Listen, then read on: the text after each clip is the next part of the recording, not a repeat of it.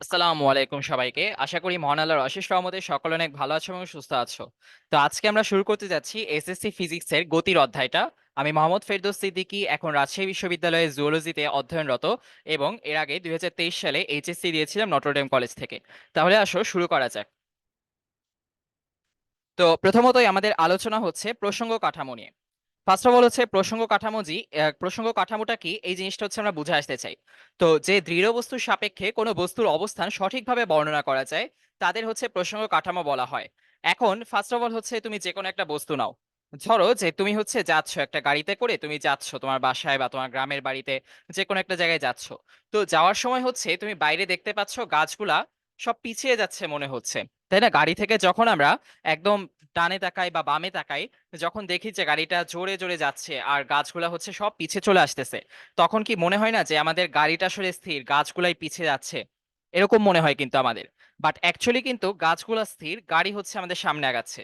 তো এটাই হচ্ছে প্রসঙ্গ কাঠামোর খেলা। প্রসঙ্গ কাঠামো হচ্ছে যেটা দিয়ে আমরা গতিটাকে মাপি, যেটা দিয়ে আমরা বস্তুটাকে দেখি, যে চিন্তা করি যে বস্তুটাকে আসলে গতিশীল নাকি বস্তুটা হচ্ছে থেমে আছে, মানে বস্তুটা কি যাচ্ছে না বস্তুটা থেমে আছে। তো এখন গাড়ি থেকে তুমি যখন দেখতেছো তখন প্রসঙ্গ কাঠামো কে কে দেখতেছে? জিনিসটা তুমি দেখতেছো, তার মানে তুমি প্রসঙ্গ কাঠামো। তার মানে প্রসঙ্গ কাঠামোটাকে আমরা ধরে নিব যাকে দিয়ে আমরা গতিটা মাপতেছি। এখন তুমি দেখতেছো বাইরে, তোমার কাছে মনে হচ্ছে যে বাইরে যে গাছগুলো আছে সবাই পিছিয়ে যাচ্ছে, পিছাচ্ছে পিছাচ্ছে পিছাচ্ছে। তোমার কাছে মনে হচ্ছে গাছগুলা স্থির। বাট অ্যাকচুয়ালি কি গাছগুলা স্থির? গাছগুলা কিন্তু আসলে স্থির না, গাছগুলো আসলে সরি, আসলে কি গাছগুলা গতিশীল? না, অ্যাকচুয়ালি কিন্তু গাছগুলা গতিশীল না, অ্যাকচুয়ালি গাছগুলা স্থির। বাট তোমার কাছে মনে হচ্ছে গতিশীল কারণ তুমি সামনে আগাচ্ছ। ঠিক আছে? আর আরেকটা কারণ হচ্ছে কারণ তুমি প্রসঙ্গ কাঠামো। তাহলে এখন ধরো যে তুমি হচ্ছে একটা বাস স্টপেজে দাঁড়িয়ে আছো। বাস স্টপেজে দাঁড়িয়ে থেকে তুমি দেখতেছো যে সামনে দিয়ে তোমার বাস যাচ্ছে। তো বাসের একটা মানুষকে তোমার দেখে গতিশীল মনে হচ্ছে না? তোমার সাপেক্ষে বাসের মানুষটাকে গতিশীল মনে হচ্ছে। এখানে আবার তুমি প্রসঙ্গ কাঠামো, কারণ তুমি হচ্ছে দেখতেছো, তুমি জিনিসটা অবজার্ভ করতেছো। আর বাসের মানুষটার সাপেক্ষে নিজেকে কিন্তু তার স্থির মনে হবে। ঠিক আছে, নিজেকে আমাদের সবসময় স্থির মনে হয়। কারণ আমাদের তো মনে করো হাঁটা চলার সময় আমাদের হাত সামনে যায়, পা সামনে যায়, চোখ মুখ সব একসাথে সামনে যায়। যদি ধরো যে একটা হাত খালি সামনে যাইতো, পা সামনে যাইতো না, তখন তো মনে হইতো তোমার হাতটা গতিশীল। তারপর মনে করো যে খালি তোমার পেট সামনে যাচ্ছে আর কিছু সামনে যাচ্ছে না, তখন তো মনে হবে পেটটা গতিশীল। বাট সবকিছু যদি একসাথে সামনে আগায় তখন কি তোমার আর কোনো কিছুকে গতিশীল মনে হবে? এই যে দেখো, তোমার পুরা বডি যদি একসাথে সামনে আগায়, এই যে একবারে সামনে আগাচ্ছে, তখন কি তোমার আর নিজেকে গতিশীল মনে হবে? তখন কিন্তু তোমার নিজেকে স্থির মনে হবে। এই জিনিসটা ভালো মতো ফিল করা লাগবে, ঠিক আছে?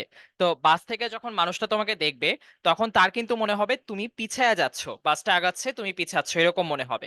বাট অ্যাকচুয়ালি কিন্তু দেখা যায় জিনিসটা কি, বাসটা গতিশীল, তুমি থেমে আছো। ঠিক আছে? তো এটা হচ্ছে প্রসঙ্গ কাঠামো, যার সাপেক্ষে আমরা গতিটাকে মাপি। মানে যে গতিটাকে দেখে তাকে আমরা প্রসঙ্গ কাঠামো বলি। এখন ধরো যে একটা বাক্সের সাপেক্ষে তুমি একটা গাড়ির গতি চিন্তা করতেছো। একটা বাক্স এখানে আছে, ওই বাক্সটা দেখতেছে যে গাড়িটা হচ্ছে আগাইতেছে। তো এটা কথার কথা আর কি, বাক্সটা দেখতে পারে না। বাক্সটা থেকে হচ্ছে মনে করো তুমি দেখতেছো একটা বাক্স আছে এখানে, ওই বাক্সটা থেকে তুমি দেখতেছো যে একটা গাড়ি আগায় যাচ্ছে। তো তখন ওই বাক্সটার সাপেক্ষে গাড়িটা গতিশীল। ঠিক আছে? তো তেমনি হচ্ছে আমরা দেখবো যখন পাখি উঠতেছে আমাদের সাপেক্ষে পাখি গতিশীল, তাই না? তো এখন আমাদের সাপেক্ষে, যার সাপেক্ষে আমরা মাপতেছি, যার সাপেক্ষে মাপা হচ্ছে বা যার পার্সপেক্টিভে মাপা হচ্ছে, তাকেই হচ্ছে আমরা প্রসঙ্গ কাঠামো বলি। এখন প্রসঙ্গ বিন্দু কি জিনিস? প্রসঙ্গ কাঠামোর মধ্যে দেখবা অনেকগুলা বিন্দু আছে অবভিয়াসলি। আমরা মানুষ, আমাদের শরীরও কিন্তু দেখবা যে পুরোটা শরীরের মধ্যে তুমি যে কোনো একটা বিন্দু নাও, এটা কিন্তু আমরা যখন প্রসঙ্গ কাঠামো তখন ওই বিন্দুটা আমাদের মধ্যেই আছে, তাই না? যেমন এখানে একটা মানুষ দেখতে পাইতেছো, এই মানুষটার শরীরে যে কোনো একটা বিন্দু আমি নেই, রেড কালার দিয়ে নিলাম। এই যে এটা একটা বিন্দু ধরো। ঠিক আছে? এই বিন্দু, এই বিন্দু দিয়ে যদি তুমি মাপো কোনো কিছুর গতি, তখন হচ্ছে মানে ওই বিন্দু থেকে মাপতেছো, ওই বিন্দু থেকে অবজার্ভ করলে তখন তোমার প্রসঙ্গ বিন্দু হবে হচ্ছে ওই বিন্দুটা। ঠিক আছে? তো এখন প্রসঙ্গ কাঠামোর ভেতরে যতগুলা বিন্দু আছে প্রত্যেকটা বিন্দুই আলাদা করে করে প্রসঙ্গ বিন্দু। এরপর হচ্ছে আমরা আসি, প্রসঙ্গ কাঠামো হচ্ছে তিন ধরনের হইতে পারে। একটা হচ্ছে একমাত্রিক, এক্স বা ওয়াই অ্যাক্সিস, যে কোনো একটা এক্সিসে হবে। ঠিক আছে? এক্স ওয়াই আর জেড অ্যাক্সিস তো আমরা জানি। এক্স অ্যাক্সিস দিয়ে আমরা সাধারণত দৈর্ঘ্যের কথা বলি, ওয়াই অ্যাক্সিস দিয়ে দেখা যায় সাধারণত আমরা হচ্ছে প্রস্থের কথা বলি, আর জেড অ্যাক্সিস দিয়ে সাধারণত উচ্চতার কথা বলি। তো তোমার যেটা খুশি ওইটা ধরতে পারো। এক্স ওয়াই জেড দিয়ে হচ্ছে আমরা দৈর্ঘ্য, উচ্চতা আর হচ্ছে প্রস্থ, এই তিনটা জিনিস হচ্ছে মেজার করে থাকি। তো একমাত্রিক থাকলে হচ্ছে শুধুমাত্র দৈর্ঘ্য থাকবে, যখন দ্বিমাত্রিক হবে এক্স আর ওয়াই দুইটা অ্যাক্সিস মিলে, তখন দৈর্ঘ্যের সাথে প্রস্থ থাকবে। আর যখন ত্রিমাত্রিক হবে অর্থাৎ এক্স ওয়াই জেড তিনটাই আছে, তখন দৈর্ঘ্যের সাথে প্রস্থ আবার সাথে উচ্চতাও থাকবে, তিনটাই থাকবে। ঠিক আছে? আচ্ছা, তারপর হচ্ছে আমরা আগাই। তো এখানে এখন দেখো গতি কাকে বলে আর স্থিতি কাকে বলে। গতি হচ্ছে আমরা যেটাকে প্রসঙ্গ কাঠামো ধরতেছি, ওই প্রসঙ্গ কাঠামোর মূল বিন্দুর সাপেক্ষে কোনো বস্তুর অবস্থানের পরিবর্তনকে গতি বলবো। তো প্রসঙ্গ কাঠামো নর্মালি হচ্ছে আমরা দেখা যায় যে দুইটা অক্ষকে ধরি, এটা হচ্ছে এক্স অক্ষ আর ওয়াই অক্ষ। এই অক্ষের মধ্যে কোনো কিছু থাকে যে ওইটাকে আমরা প্রসঙ্গ কাঠামো ধরি। ঠিক আছে, এটা বলতে যাচ্ছিলাম। এই দুইটা অক্ষের মধ্যে যে থাকবে, ধরো যে এখানে হচ্ছে একটা বাক্স রাখা, এই যে হলুদ রঙের একটা বাক্স দেখতেছো, এইটা এক্স অ্যাক্সিস থেকে 10 ঘর সামনে আগানো। এই দেখো এখানে হচ্ছে এই ওটা হচ্ছে মূল বিন্দু বলি আমরা। মূল বিন্দু কোনটা? 0,0 যে বিন্দুটা আছে একটা গ্রাফের মধ্যে, ওই 0,0 বিন্দুটাই মানে একদম শুরুর বিন্দু যেটা। ও দিয়ে হচ্ছে অরিজিন বুঝায়। অরিজিন মানে সূচনা বিন্দু বা হচ্ছে শুরুর বিন্দু যেটা। তো এই শুরুর বিন্দুটাকে হচ্ছে আমরা 0,0 ধরে নেই। ওই 0,0 থেকে ধরো তুমি এক্স অক্ষ বরাবর 10 ঘর আগায় গেছো, মানে তোমার 10 মিটার সামনে আগাইছো। ওই 10 মিটার সামনে আগায় একটা বাক্স রাখছো। ওই বাক্সটাকে এরপর আবার দেখবা যে এরপরে দেখা যাচ্ছে বাক্সটা একটু আগাইছে। আগানোর পর তুমি আবার মাপলা। আবার মাপার পরে দেখতেছো যে এটা এক্স অক্ষ থেকে এখন 15 মিটার সামনে আছে। তাহলে ওর গতির অ্যাকচুয়াল পরিবর্তন কত হইলো? এখন যেটা আসছে ওইটা থেকে আগেরটা বাদ দিয়ে দিবা। এখন নতুন যে অবস্থানটা পাইছো এই মূলবিন্দু থেকে অবস্থানটা 15 মিটার দূরে। আর আগে মূলবিন্দু থেকে অবস্থানটা দেখছিলা 10 মিটার দূরে। তাহলে এই 15 থেকে 10 বাদ দিলে কত? 5 মিটার হচ্ছে। তার মানে কিন্তু এখানে অবস্থানের পরিবর্তন হয়েছে, তাই না? তো এই অবস্থানের পরিবর্তন যে হচ্ছে, এই অবস্থানের পরিবর্তনটাকেই গতি বলে। আর এই অবস্থানের পরিবর্তনটা আমরা কি দিয়ে মাপি? ওই গ্রাফ দিয়ে মাপি। একটা হচ্ছে এক্স অক্ষ থাকে দৈর্ঘ্য বরাবর, আর একটা প্রস্থ বরাবর থাকে ওয়াই অক্ষ। ঠিক আছে, আর যদি আমরা উচ্চতা বরাবর দেখতাম তখন আরেকটা থাকতো জেড অক্ষ, ওইটা আমরা এই ক্লাসে হচ্ছে আসলে দেখি না। ওই জেড অক্ষটা আসে আমাদের এইচএসসি তে, মানে ইন্টারে ওঠার পরে ভেক্টর চ্যাপ্টারে ফার্স্ট শুরু হয়। ঠিক আছে, তো ওইটা এখন আমাদের দরকার নেই। আমাদের জাস্ট এই বিষয়টাই জানতে হবে যে প্রসঙ্গ কাঠামো যে আছে ওইটার মূলবিন্দুর সাপেক্ষে কোনো বস্তুর অবস্থানের পরিবর্তনকে গতি বলে। ঠিক আছে, ধরো যে বাক্সের মধ্যে এখানে তুমি আছো, তুমি যদি আগের অবস্থান থেকে সরে যাও, মানে আগে 10 মিটার দূরে ছিলা, এখন 15 মিটার দূরে বা 9 মিটার দূরে, মানে তোমার অবস্থানটা যদি চেঞ্জ হয়, তার মানে তোমার গতি আছে। তাহলে স্থিতি কি হবে? স্থিতি মানে হচ্ছে অবস্থানটা যদি অপরিবর্তিত থাকে, মানে কোনো চেঞ্জ না হয়। মানে প্রসঙ্গ কাঠামোর যে মূলবিন্দু আছে, মূলবিন্দুর সাপেক্ষে কোনো বস্তুর অবস্থান যদি অপরিবর্তিত মানে আনচেঞ্জড থাকে, ওই অপরিবর্তিত থাকলে তখন সেটাকে আমরা স্থিতি বলবো। ওকে, বুঝা গেছে তাইলে আশা করছি। তারপরে হচ্ছে আমরা যাই। এরপর হচ্ছে প্রসঙ্গ কাঠামো ভেদে গতি আমরা বলছিলাম 3 প্রকার হয়। ওয়ান ডাইমেনশনাল বা একমাত্রিক গতি, যেটা দৈর্ঘ্য বরাবর হচ্ছে। তারপর দ্বিমাত্রিক গতি, যেটা হচ্ছে দৈর্ঘ্য আর প্রস্থ বরাবর, মানে দুইটা অক্ষের মাধ্যমে আমরা এটাকে বর্ণনা করতেছি, এটা হচ্ছে দ্বিমাত্রিক গতি। তারপর ত্রিমাত্রিক গতি হচ্ছে দৈর্ঘ্য প্রস্থ উচ্চতা বরাবর গতি, যেটা আমরা তিনটা অ্যাক্সিসের মাধ্যমে বর্ণনা করতেছি, এক্স ওয়াই আর জেড অ্যাক্সিস। ঠিক আছে, এই তিনটা হচ্ছে আমাদের তিনটা মিলে ত্রিমাত্রিক গতি। তাহলে এই 3 ধরনের গতি হচ্ছে পাওয়া যায়। তাহলে আবার আসো, এখন আমরা পরম গতি দেখব। এখন পরম গতি আর পরম স্থিতি হচ্ছে অনেক ইন্টারেস্টিং কনসেপ্ট। পরম গতি বা পরম স্থিতি তুমি তখনই পাবা যখন তোমার একদম স্থির কোনো বস্তু থাকবে, মানে তুমি একদম 100% শিওর যে এই বস্তুটা থেমে আছে, মানে স্থির অবস্থায় আছে। তো তোমার এখন মনে হইতে পারে আসলে কি মহাবিশ্বে এরকম কোনো বস্তু পাওয়া যায় কিনা। তো আমরা ফার্স্টে চিন্তা করি আমাদের পৃথিবী নিয়ে। তো তুমি তোমাকে নিয়ে চিন্তা করতে পারো, তুমি দাঁড়ায় আছো, এখন তুমি স্থির, বা তুমি শুয়ে আছো, বসে আছো, যেভাবেই থাকো, তুমি একদম স্থির হয়ে আছো, কোনো নড়াচড়া করতেছো না। বাট তুমি নড়াচড়া না করলেই যে তুমি স্থির এরকম কিন্তু না। কারণ পৃথিবী কিন্তু প্রত্যেক সেকেন্ডে ঘুরতেছে। যেহেতু পৃথিবী প্রতি সেকেন্ডেই ঘুরছে, তার মানে হচ্ছে তোমার কিন্তু একটা ঘূর্ণন আছে পৃথিবীর সাথে।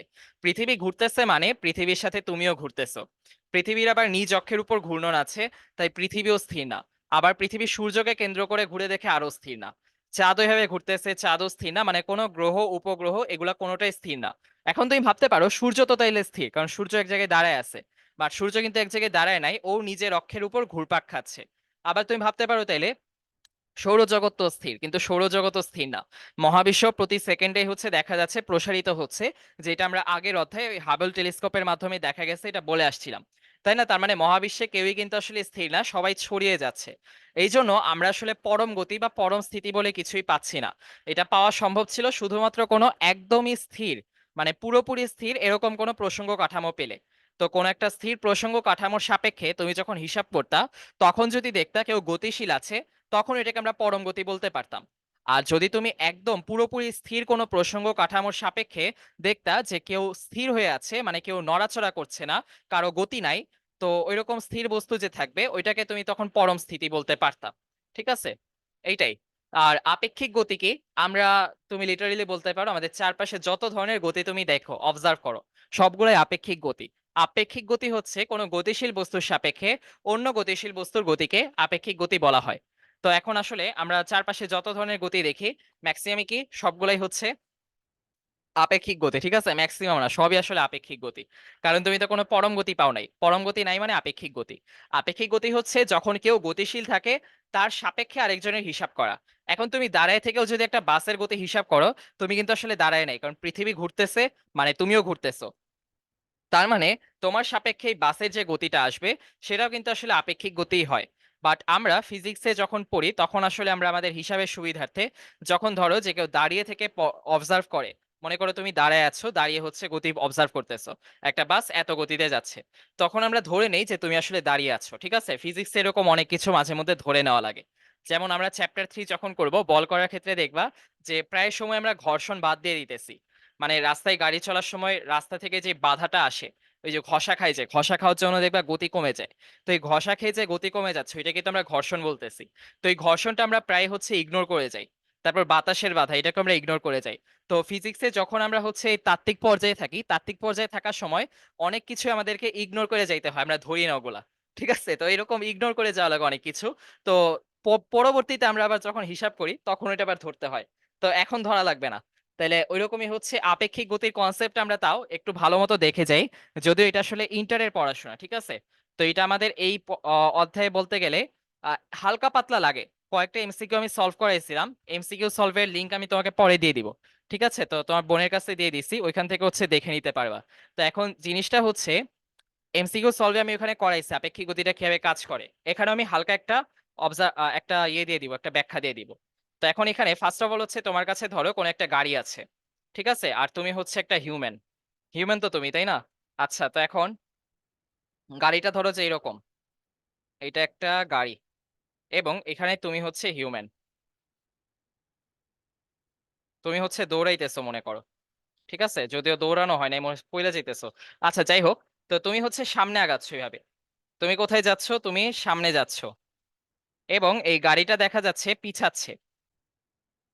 গাড়িটা দেখা যাচ্ছে পিছাচ্ছে, পিছাচ্ছে বলতে কি, তোমার সাপেক্ষে মনে হচ্ছে গাড়িটা পিছে আছে, তুমি সামনে যাচ্ছ, তোমার কাছে মনে হবে গাড়িটা এদিকে যাইতেছে। ঠিক আছে, তো এখন মানে গাড়িটা মনে হচ্ছে তোমার পশ্চিমে যাচ্ছে, তুমি সামনে আগাচ্ছ। এরকমই কিন্তু আসলে হচ্ছে, গাড়ি পশ্চিমে যাচ্ছে, তুমি সামনে যাচ্ছ, এটা একটা সিনারিও হইতে পারে। আরেকটা সিনারিও হইতে পারে গাড়িটাও সামনে যাচ্ছে, তুমিও সামনে যাচ্ছ। তো দুইটা কেসেই হচ্ছে আমরা দেখবো আপেক্ষিক বেগ কিভাবে পর্যবেক্ষণ করে। এখন তুমি আমাকে বলো তো আমি কার সাপেক্ষে মাপবো? মনে করো তুমি আসলে হাঁটতেছো আর আমি হচ্ছে গাড়িতে বসে আছি। তো এখন আমি, বা দৌড়াইতেছো, আমি গাড়িতে বসে আছি। তো এখন আমি দেখতেছি যে তুমি দৌড়াচ্ছ, সামনে যাচ্ছ। আমার সাপেক্ষে তোমাকে কেমন লাগবে, মানে গাড়ি থেকে তোমাকে কেমন লাগবে, এইটা আমি দেখতে চাই। ঠিক আছে, তো একটা গতিশীল বস্তুর সাপেক্ষে আরেকটা গতিশীল বস্তু আমরা মাপতেছি। তো এরকম কেসে ওইটাকে কি গতি বলা হয়? আপেক্ষিক গতি। তো কার সাপেক্ষে করবো এটা? তাহলে এটা আমরা কার সাপেক্ষে করতেছি? গাড়ির সাপেক্ষে হচ্ছে আমরা মানুষের বেগ, মানে তোমার বেগটা হচ্ছে পরিমাপ করতেছি। তো এখন এখানে গাড়িটা হচ্ছে আমরা ধরে নিলাম কার, তাহলে সি, আর তুমি হচ্ছে মানুষ, তাহলে হচ্ছে ম্যান। তো এখন আপেক্ষিক বেগ প্রকাশ করার একটা উপায় আছে, সেটা হচ্ছে আমরা জানি যে বেগ ইংরেজি হচ্ছে ভেলোসিটি, আর বেগ হচ্ছে একটা ভেক্টর রাশি। ভেক্টর আর স্কেলার তো আমরা আগের ক্লাসেই পড়ছিলাম। তো ভেক্টরকে হচ্ছে আমরা উপরে একটা অ্যারো দিয়ে হচ্ছে প্রকাশ করে থাকি, ভেক্টরের উপর একটা তীর চিহ্ন দিয়ে প্রকাশ করা হয়। তাহলে এভাবে আমরা প্রকাশ করলাম। এখন কার সাপেক্ষে হিসাব করতেছি? গাড়ির সাপেক্ষে। যার সাপেক্ষে হিসাব করব তাকে আমরা লাস্টে দিব। আর গাড়ির সাপেক্ষে হচ্ছে মানুষের বেগ। তাহলে আমি এটা লিখে দেই, গাড়ির সাপেক্ষে মানুষ।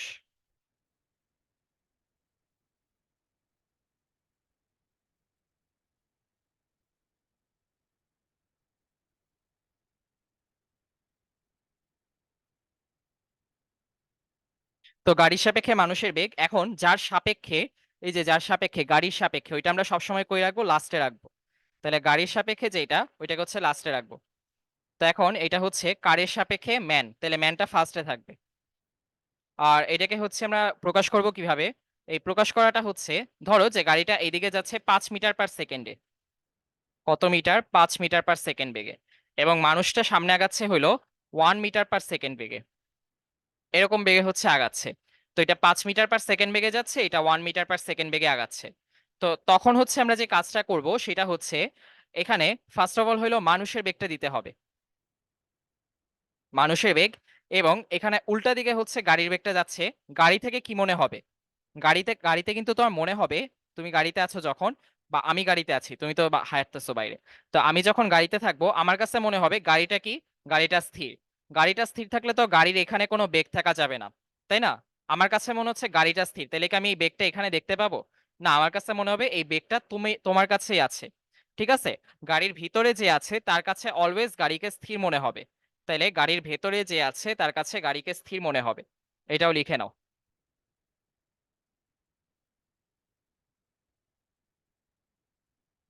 গাড়ির সাপেক্ষে গাড়ির বেগ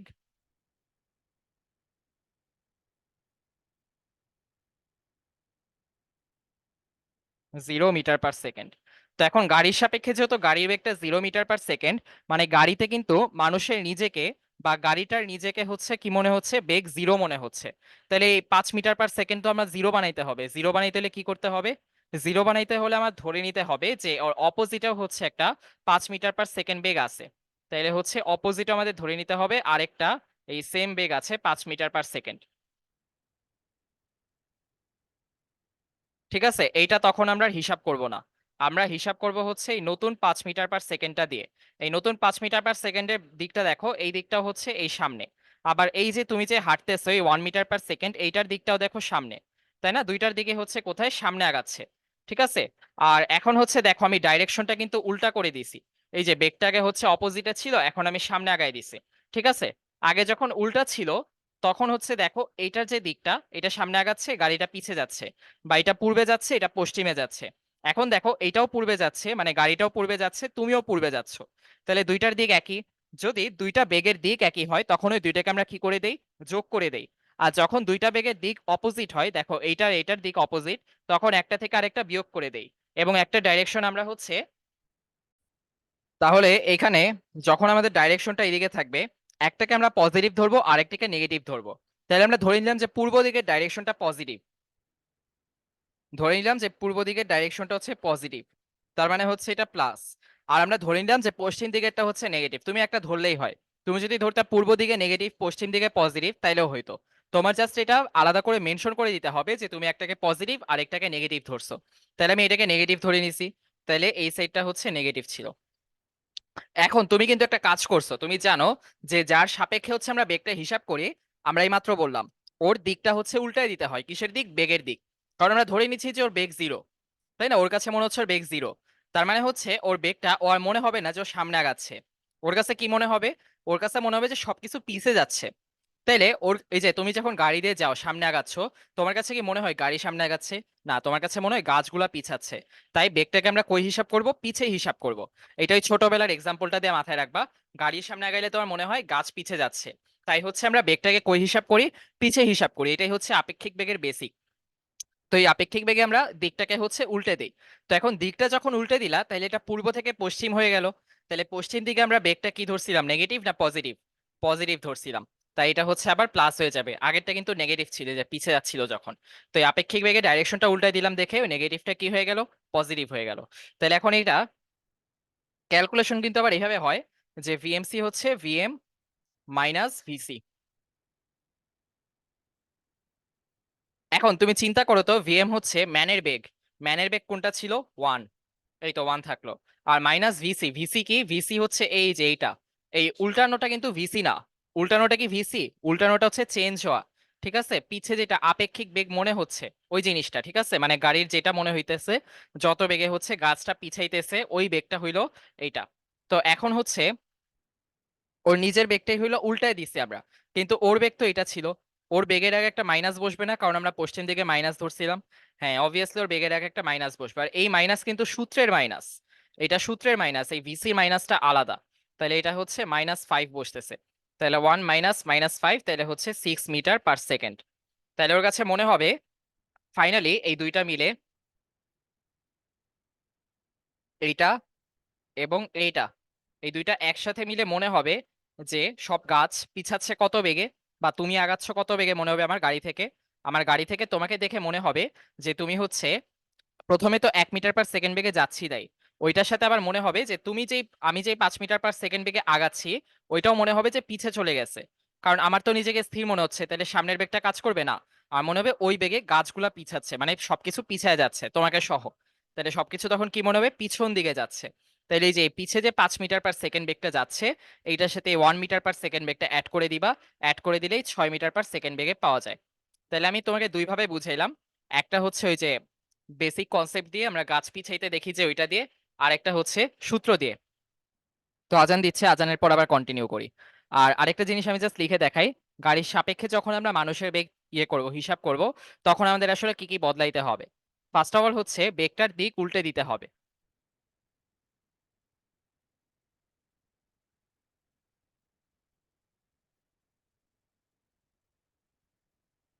বেগের দিক উল্টায় গেলে কি হবে, চিহ্ন বদলায় যাবে। বেগের দিক উল্টে দিব, চিহ্ন বদলে দিব।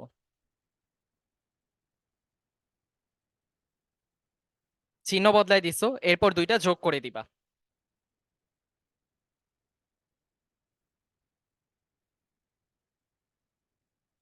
আর তোমার দিক বদলাইতে হবে না যখন তুমি হচ্ছে এইভাবে হিসাব করবা, ঠিক আছে? এইভাবে হিসাব করলে জাস্ট সিম্পলি মাইনাস করে দিবা। ওকে, এই তো। তাহলে আমাদের আপেক্ষিক বেগ নিয়ে জানাশোনা শেষ। আর এটাই হচ্ছে তোমার জাস্ট কনসেপ্টটা মাথায় রাখতে হবে। যার সাপেক্ষে হিসাব করবা তার দিকটা উল্টায় দিবা, ঠিক আছে? আর ডাইরেকশনটা আগেই চিন্তা করবা যে যদি সেম ডাইরেকশনে হয় তাহলে হচ্ছে যোগ হবে, আর অপোজিট ডাইরেকশনে হলে বিয়োগ হবে। ঠিক আছে, যদি হচ্ছে নর্মাল ভাবে চিন্তা করো। যেমন মনে করো যে তোমার হচ্ছে গতিটা এইদিকে, তুমি যাচ্ছ এইদিকে, আবার আমি যাচ্ছি এইদিকে। তখন তোমার সাপেক্ষে আমাকে কোন দিকে মনে হবে, তোমার মনে হবে যে তোমার সাপেক্ষে আমি হচ্ছে আরো ডাবল বেগে হচ্ছে বলা যায় যে তোমার সাপেক্ষে আমি হইলো যখন সেম দিকে যাচ্ছি আমরা, ঠিক আছে, তখন দুইজনের বেগ হচ্ছে একসাথে যোগ করে যেটা পাবো ওইটা হচ্ছে আমাদের দুইজনের টোটাল বেগ। বাট এখানে আমি টোটাল বেগ হিসাব করতেছি না, আমি আপেক্ষিক বেগ হিসাব করতেছি। তো এখন আমি যখন তোমার সাপেক্ষে আমার আপেক্ষিক বেগ হিসাব করব, মনে করো এটা তুমি, এটা আমি। তো আপেক্ষিক বেগ হিসাব করলে আলাদা কনসেপ্ট, টোটাল বেগের মতো না। টোটাল বেগে হচ্ছে জাস্ট যোগ করে দিলেই হয়। আপেক্ষিক বেগে কি করতে হয়, ডাইরেকশনটা উল্টায় দিতে হয়। তাহলে ডাইরেকশন যদি উল্টায় দেই, তখন তোমার সাপেক্ষে যেহেতু চিন্তা করতেছি, এই যে ডাইরেকশনটা এভাবে উল্টায় দিলাম। তারপর হচ্ছে মনে করো যে আমার এইদিকে বেগ হচ্ছে 10 মিটার পার সেকেন্ড, এবং তোমার সামনে বেগ ছিল হইলো 7 মিটার পার সেকেন্ড। তাইলে এইটা আমি এই দিক যদি পজিটিভ ধরি, তাহলে অপোজিট দিকটা কি নেগেটিভ হবে। তাহলে এখন তোমার ডাইরেকশনটা আমি উল্টাই দিলাম। ডাইরেকশনটা উল্টে দিলে হচ্ছে এটা -7 মিটার পার সেকেন্ড হবে। তাহলে হচ্ছে 10 আর -7 যোগ করে দিবা, তাহলে হচ্ছে 10 - 7 হয়। তাহলে হইলো এটা কত আসে, 3 মিটার পার সেকেন্ড। কোন দিকে 3 মিটার পার সেকেন্ড, দেখো পজিটিভ না, পজিটিভ মানে সামনের দিকে। তাহলে এই দিকে হচ্ছে যাচ্ছে। বুঝতে পারছো? তাহলে এইভাবে হচ্ছে আমরা আপেক্ষিক বেগটা হিসাব করি। কার সাপেক্ষে ধরছিলাম, তোমার সাপেক্ষে আমার বেগ। ঠিক আছে, তোমার সাপেক্ষে আমাকে কতটুকু মনে হচ্ছে। তাহলে তোমার সাপেক্ষে যেহেতু ধরছি, তোমারটা উল্টায় দিবা, তারপর হচ্ছে আমারটা হিসাব করবা। এই, তাইলে পুরো জিনিসটা হচ্ছে আমি আশা করি বুঝাইতে পারছি। আর যদি তোমার মনে করো যে ধরতে সমস্যা হয়, একটু সমস্যা নেই। এটা আসলে তোমার এই লেভেলে জানার কথাও না, এটা হচ্ছে সামনের ক্লাসের পড়া। বাট ওইটা ব্যাপার না, ব্যাপার হচ্ছে তুমি বুঝতে পারছো কিনা। এখন বুঝতে না পারলে আরেকবার পিছে টেনে আরেকটু দেখে আসো। তারপর হচ্ছে আমরা গতির প্রকারভেদ নিয়ে কথা বলবো। এখন ফার্স্ট অফ অল হচ্ছে আমরা সরল রৈখিক গতিতে আসি। কোনো একটা বস্তুর গতি যদি এমন হয় যে বস্তুর একটা সরল রেখা বরাবর গতিশীল, তখন এটাকে আমরা সরল রৈখিক গতি বলি। মানে একটা লিনিয়ার পথে হচ্ছে এটা যাচ্ছে, একটা লাইনের মধ্যে। এই দেখো, ধরো যে তোমার কাছে হচ্ছে কোন একটা নোট আছে, একটা টাকা বা কোনো কিছু পকেট থেকে পড়ে গেছে। পড়ে যাওয়ার পরে হচ্ছে এটা রাস্তা দিয়ে হইলো বাতাসের চাপে দেখা যাচ্ছে যে রাস্তা দিয়ে হচ্ছে এই যে ঘষে ঘষে হইলো যাচ্ছে। ঠিক আছে, ঘষে মানে একটা সরল রৈখিক পথে আগাইতেছে, বাতাসে উড়ে উড়ে যাচ্ছে না। যদি বাতাসে উড়ে উড়ে যাইতো তখন কিন্তু এটার বলা যাইতো যে সরল রৈখিক গতি হইতো না। ঠিক আছে, আর এখন হচ্ছে এটা ঘষে ঘষে যাচ্ছে। এই ঘষা খেয়ে গেলে তখন এটাকে আমরা হচ্ছে সরল রৈখিক গতি বলি। ঠিক আছে, এমন যদি হয় যে সরল রেখা বরাবর গতিশীল হচ্ছে, তখনই এটা সরল রৈখিক গতি। তারপর ঘূর্ণন গতি হচ্ছে তোমার ফ্যানের পাখা দেখো। ফ্যানের পাখা হচ্ছে ছাড়ার পর থেকেই এটার যে সেন্টারটা আছে, ওই সেন্টারের সাপেক্ষে প্রত্যেকটা পাখার দূরত্ব কিন্তু সেম।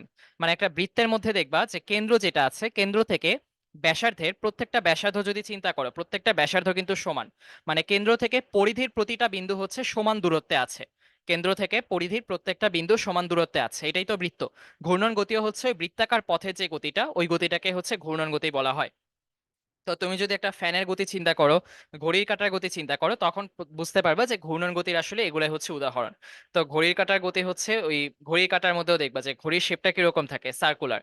তারপর ফ্যানের শেপটা কিরকম থাকে, সার্কুলার। তো এরকম সার্কুলার শেপে যখন হচ্ছে রোটেশনটা হয় বা ঘুরতে থাকে আর একই দিক দিয়ে ঘুরে, যদি একই দিক দিয়ে হচ্ছে নির্দিষ্ট সময় পর পর নির্দিষ্ট বিন্দুকে কেন্দ্র করে হচ্ছে যায়, তখন দেখা যায় ঘূর্ণন গতি।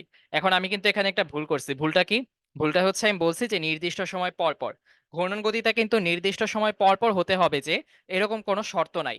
এটা আস্তে হোক, জোরে হোক বা অনিয়মিত গতিতে হোক, এটা কোনো সমস্যা নাই। জাস্ট একটা জিনিস তোমার মাথায় রাখতে হবে, নির্দিষ্ট বিন্দুকে কেন্দ্র করে একই দিকে ঘুরতেছে কিনা। মানে মনে করো ডান থেকে বামে আসতেছে, তখন এক ধরনের গতি, বাম থেকে ডানে আসলে আরেক ধরনের গতি। তো এটা সবসময় হচ্ছে একদিকেই থাকতে হবে, হয় ডান থেকে বামে আসবে খালি, নাইলে বাম থেকে ডানে যাবে খালি। ঠিক আছে? এই যে এখানে যেমন দেখো আমি একদিকের ঘূর্ণন দেখাইছি, তাই না? এই একদিকে ঘুরতেছে, এটাই হবে। বাট এটার সাথে টাইমের কোনো রিলেশন নাই যে এটা আসতে যাবে, জোরে যাবে।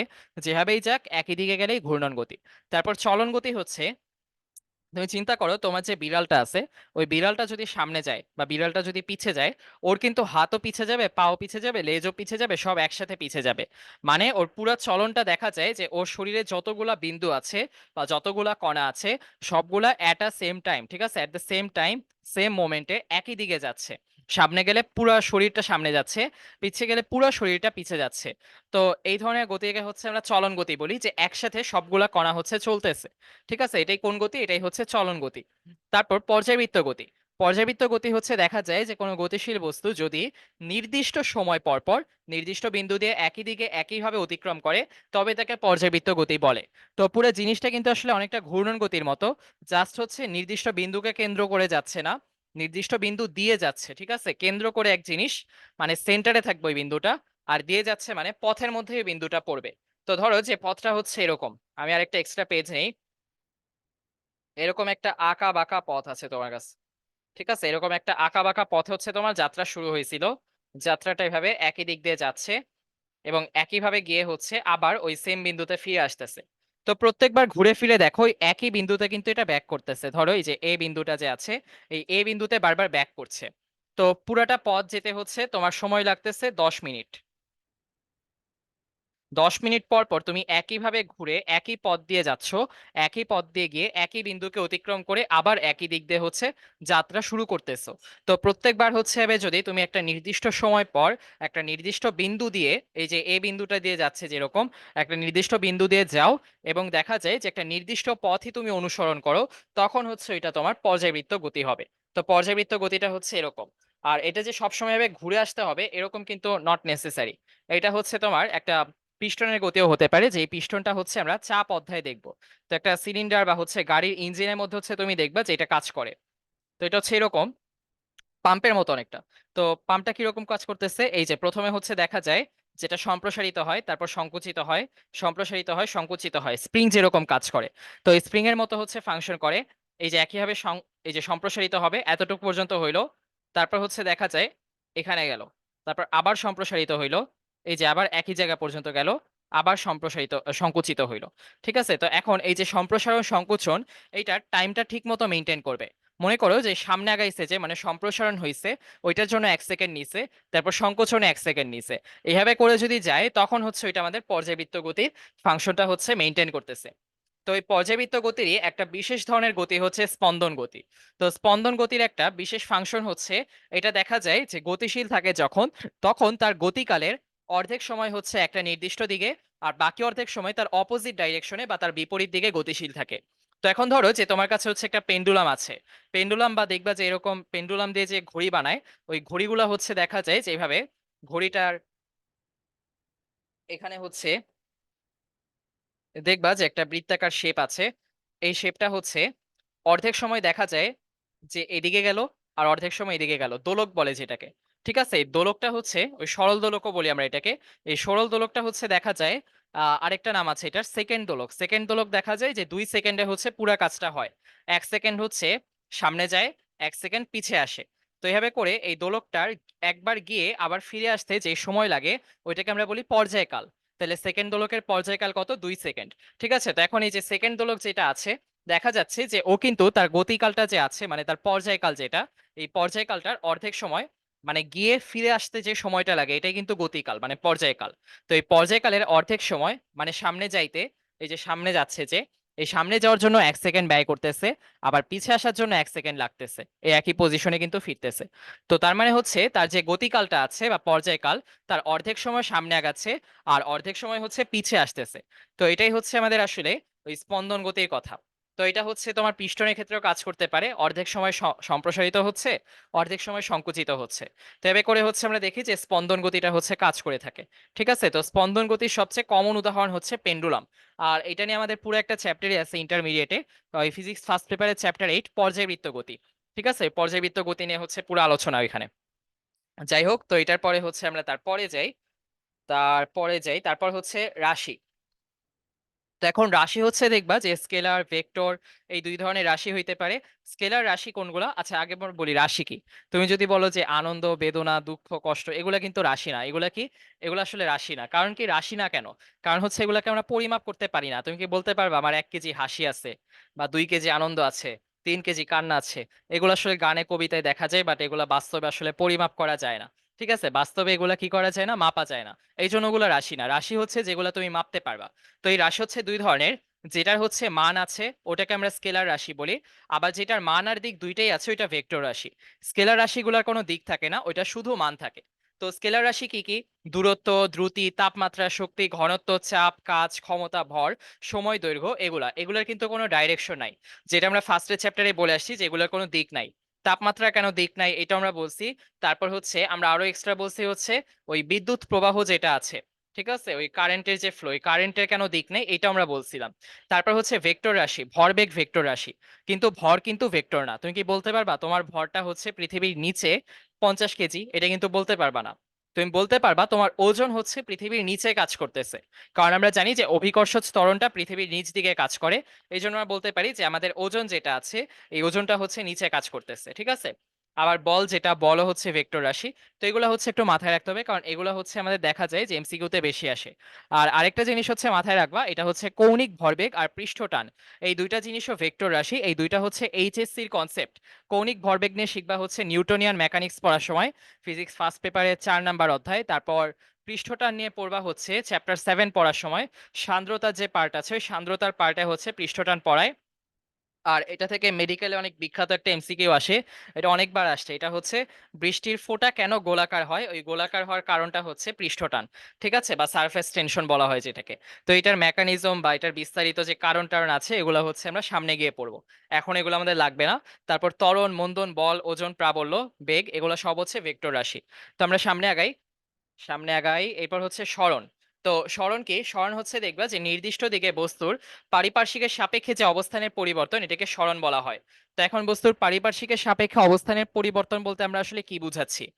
নির্দিষ্ট দিকে বস্তুর পারিপার্শ্বিকের সাপেক্ষে অবস্থানের পরিবর্তনকে সরণ বলে। ভালো, পারিপার্শ্বিকের সাপেক্ষে মানে ধরো যে তুমি হচ্ছে তোমার স্কুলে যাচ্ছ। তো তোমার স্কুলে যাওয়ার সময় তোমার পারিপার্শ্বিকের সাপেক্ষে মানে কারো সাপেক্ষে তো মাপতে হবে। তুমি মাপতেছো তোমার বাসার সাপেক্ষে। তুমি মাপতেছো যে তোমার স্কুলটা হচ্ছে তোমার বাসা থেকে 6 কিলোমিটার দূরে। তো তোমার স্কুল যে বাসা থেকে 6 কিলোমিটার দূরে, তার মানে পারিপার্শ্বিকটা এখানে কে? পারিপার্শ্বিকটা হচ্ছে যার সাপেক্ষে মাপতেছো, তুমি তোমার বাসার সাপেক্ষে মাপতেছো। তার মানে তোমার বাসার সাপেক্ষে তোমার স্কুলটা কতটুকু দূরে? 6 কিলোমিটার দূরে। তাহলে অবস্থানের পরিবর্তন কত হচ্ছে? 6 কিলোমিটার হচ্ছে। তাহলে বাসার সাপেক্ষে যে অবস্থানের পরিবর্তনটা হইলো ওইটা হচ্ছে 6 কিলোমিটার। তাহলে এখানে পারিপার্শ্বিকের সাপেক্ষে যে অবস্থানের পরিবর্তন হয়েছে কতটুকু হয়েছে? 6 কিলোমিটার হয়েছে। তো এটাকে আমরা আরেকভাবে বলতে পারি যে আদি অবস্থান আর শেষ অবস্থানের মধ্যবর্তী যে সরল রৈখিক দূরত্ব। তাহলে আদি অবস্থানটা কই ছিল? তোমার বাসা। তুমি বাসা থেকে যে স্কুলে গেছো এর মধ্যবর্তী যদি একটা সরল রেখা টেনে দাও, এই সরল রেখা টেনে দিলে মানে একটা স্ট্রেট লাইন টেনে দিলে হচ্ছে দেখবা মাঝখানে 6 কিলোমিটার থাকতেছে। তাই হচ্ছে এখানে সরণটা 6 কিলোমিটার।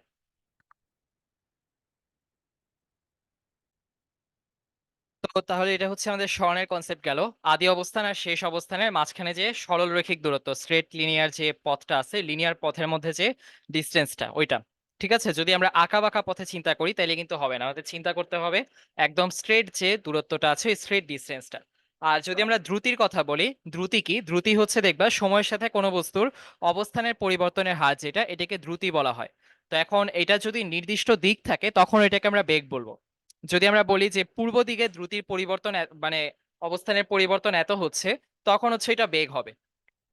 আর যদি আমরা কোনো দিক না বলে জাস্ট বলি যে অবস্থানের পরিবর্তনটা এত হচ্ছে সময়ের সাথে, তখন এটা হচ্ছে দ্রুতি হবে। ঠিক আছে, তো সময়ের সাথে কোনো বস্তুর অবস্থানের পরিবর্তনের যে হার, এটাকে হচ্ছে আমরা কি বলি, দ্রুতি বলি। তাহলে এটার ইউনিটটা কি হবে, ইউনিটটা হচ্ছে উপরে সময় থাকবে আর নিচে উপরে দূরত্ব থাকবে আর নিচে সময় থাকবে। তাহলে দূরত্বের জন্য একক হচ্ছে মিটার আর সময়ের জন্য একক হচ্ছে সেকেন্ড। তাহলে দ্রুতির জন্য একক হবে হচ্ছে মিটার পার সেকেন্ড। ঠিক আছে, তাহলে উপরে মিটার, নিচে সেকেন্ড, মিটার পার সেকেন্ড। তো এখন এটাকে আমরা যখন মাত্রা দিয়ে প্রকাশ করব, মিটারের জন্য মাত্রাটা হচ্ছে এল, কারণ লেংথ, আর সেকেন্ডের জন্য মানে টাইমের জন্য হচ্ছে টি। তাহলে এল টি ইনভার্স। ঠিক আছে, এইটাই। আর তারপর হচ্ছে সমদ্রুতি। সমদ্রুতি হচ্ছে যখন দেখবা যে সময় সমান সময়ে সমান দূরত্ব অতিক্রম করছে, তখন তাকে আমরা সমদ্রুতি বলছি। তাহলে ধরো যে প্রথম 5 সেকেন্ডে তুমি হচ্ছে 10 মিটার গেলা, তারপরে 10 সেকেন্ডে আবার 20 মিটার গেলা। তো তাইলে হচ্ছে তোমার প্রথম 5 সেকেন্ডে দ্রুতি কত, 5 সেকেন্ডে 10 মিটার গেছো, তাহলে 10/5 দূরত্ব ভাগ সময়। তাহলে দূরত্ব ভাগ সময় হচ্ছে আসতেছে 2, তাহলে 2 মিটার পার সেকেন্ড। আবার হচ্ছে পরের 10 সেকেন্ডে হচ্ছে 20 মিটার গেছো, তাহলে হচ্ছে এটা 20/10। তাহলে 20/10 হচ্ছে 2, তাহলে এটাও 2 মিটার পার সেকেন্ড। তাহলে দেখো তোমার কিন্তু প্রথম 5 সেকেন্ডেও একই ছিল, তারপরের 10 সেকেন্ডেও একই আছে, 2 মিটার পার সেকেন্ড। তাহলে এখানে যেহেতু দ্রুতিটা সেম থাকতেছে, মানে দ্রুতি চেঞ্জ হচ্ছে না, তার মানে এটা কি সমদ্রুতি হবে। ঠিক আছে, অসমদ্রুতি কি, অসমদ্রুতি হচ্ছে দেখতেছো যে তোমার সময় একই, মানে 5 সেকেন্ড মানে একই সময় হচ্ছে দেখা যাচ্ছে যে তুমি একই দূরত্ব অতিক্রম করতেছো না, তখন এটাকে হচ্ছে আমরা অসমদ্রুতি বলি। ঠিক আছে। আচ্ছা, এখানে তো সমান সময় বলছে। আহ মনে করো যে এখানে 5 সেকেন্ডে হচ্ছে এত গেছো, তারপর সমান দূরত্ব অতিক্রম। আচ্ছা, এটাও কিন্তু একই, আসলে 5 সেকেন্ডে 10 মিটার যাওয়া, 10 সেকেন্ডে 20, ওই সমদ্রুতি, মানে দ্রুতিটা সেম থাকলেই হচ্ছে ওইটা সমদ্রুতি। ঠিক আছে, সমান সময় সমান দূরত্ব অতিক্রম করতেছে। তো সমান সময় যদি তুমি সমান দূরত্ব অতিক্রম না করো, মনে করো তুমি 5 সেকেন্ডে হচ্ছে 10 মিটার গেছো, আবার পরের 5 সেকেন্ডে হচ্ছে 15 মিটার গেছো। ঠিক আছে, প্রথম 5 সেকেন্ডে 10 মিটার, তারপরের 5 সেকেন্ডে মনে করো 15 মিটার গেছো। তাইলে হচ্ছে পরের 5 সেকেন্ডে ধরো 15 মিটার গেছো, তাহলে এখানে দ্রুতি হবে 3 মিটার পার সেকেন্ড, আর এখানে হচ্ছে 2 মিটার পার সেকেন্ড। তাহলে কোনটা বেশি হইলো, 3 মিটার পার সেকেন্ড কিন্তু বেশি হচ্ছে। আমাদের কিন্তু এখানে আর সমান হয় না, এখানে কি অসমান হয়ে গেছে, একটা 2 একটা 3, তাহলে এটা কি অসম দ্রুতি হচ্ছে। ঠিক আছে, তাহলে দ্রুতির কনসেপ্টটা বুঝা গেছে আশা করি। এখন আমরা আসি বেগে। তো এখন হচ্ছে আমাদের গড় দ্রুতি বের করতে হবে। গড় দ্রুতি, ঠিক আছে, বেগটা একটু পরে আসতেছি। আগে হচ্ছে আরো দুই ধরনের দ্রুতি, একটা হচ্ছে গড় দ্রুতি আর একটা তাৎক্ষণিক দ্রুতি। তো গড় দ্রুতি হচ্ছে কোন একটা গতিশীল বস্তু মনে করো যে টোটাল 30 সেকেন্ডে হচ্ছে 50 মিটার পথ গেছে। তো এখন তুমি হচ্ছে এই টোটাল 30 সেকেন্ড হচ্ছে হিসাব করবা, মানে মোট যে সময়টা আছে ওই মোট সময়টার জন্য হিসাব করবা, মোট কতটুকু দূরত্ব গিয়েছে এটা হিসাব করবা। তো এই মোট দূরত্বকে, মোট যতটুকু দূরত্ব অতিক্রম করছে ওই মোট অতিক্রান্ত দূরত্বকে মোট যে সময়টা লেগেছে, ওই মোট যে সময় লাগছে এটা দিয়ে ভাগ করলে আমরা যেটা পাবো, এটাই হচ্ছে আমাদের গড় দ্রুতি। তাহলে গড় দ্রুতি কি, উপরে হচ্ছে তোমার টোটাল যতটুকু দূরত্ব অতিক্রম করছে সেইটা, আর নিচে হচ্ছে টোটাল যতটুকু সময় লাগছে সেইটা। তাহলে হচ্ছে মোট অতিক্রান্ত দূরত্ব ভাগ মোট ব্যয়িত সময়, এটাই হচ্ছে গড় দ্রুতি।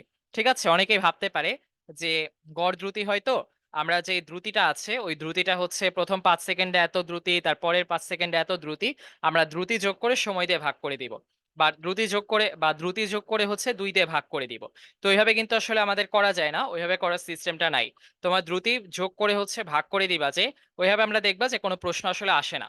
প্রশ্নগুলো এমন ভাবে দেয় যে তুমি টোটাল যতটুকু দূরত্ব অতিক্রম করছো এই ইনফরমেশনটা দিয়ে দেয়, আর টোটাল কতটুকু সময় ব্যয় হয়েছে ওই ইনফরমেশনটুকু দিয়ে দেয়। ওইটা দিয়ে হচ্ছে আমাদের গড় দ্রুতি বের করতে হয়, এবং গড় দ্রুতির সূত্রটা আমরা এভাবেই শিখি। ঠিক আছে। আচ্ছা, তারপর হচ্ছে যদি তোমাকে বলতো গড় বেগ, ঠিক আছে, গড় দ্রুতি না বলে যদি বলতো গড় বেগ, তখন তুমি আদি বেগ আর শেষ বেগ যোগ করতা। আদি বেগ হচ্ছে শুরুর সময় যে বেগ থাকে, আর শেষ বেগ হচ্ছে যখন তোমার মনে করো যে একদম শেষ ইনফরমেশনটা দেওয়া থাকে। ধরো তোমাকে বলছে 10 সেকেন্ড তুমি গতিশীল ছিলা 0 সেকেন্ডে, মানে শুরুর সময় তোমার বেগ ছিল 0 মিটার পার সেকেন্ড, আর শেষ হয়েছে যখন, তখন তোমার বেগ ছিল 19 মিটার পার সেকেন্ড। তো এখন হচ্ছে এখানে শুরুর একটা বেগ দেওয়া আছে, শেষের একটা বেগ দেওয়া আছে। শুরুর বেগটা হচ্ছে আদি বেগ, আর শেষের বেগটা হচ্ছে শেষ বেগ। বুঝতে পারছি তাইলে? তো ওই আদি বেগ আর শেষ বেগ যোগ করে ওইটাকে 2 দিয়ে ভাগ করে দিলে আমরা যেটা পাইতাম, ওইটা হচ্ছে আমাদের গড় বেগ বলা যায়। ওকে, কিন্তু এখন আমরা গড় দ্রুতি যেটা শিখছি এটা আমাদের মাথায় রাখতে হবে। তারপর আমরা তাৎক্ষণিক দ্রুতিতে যাই।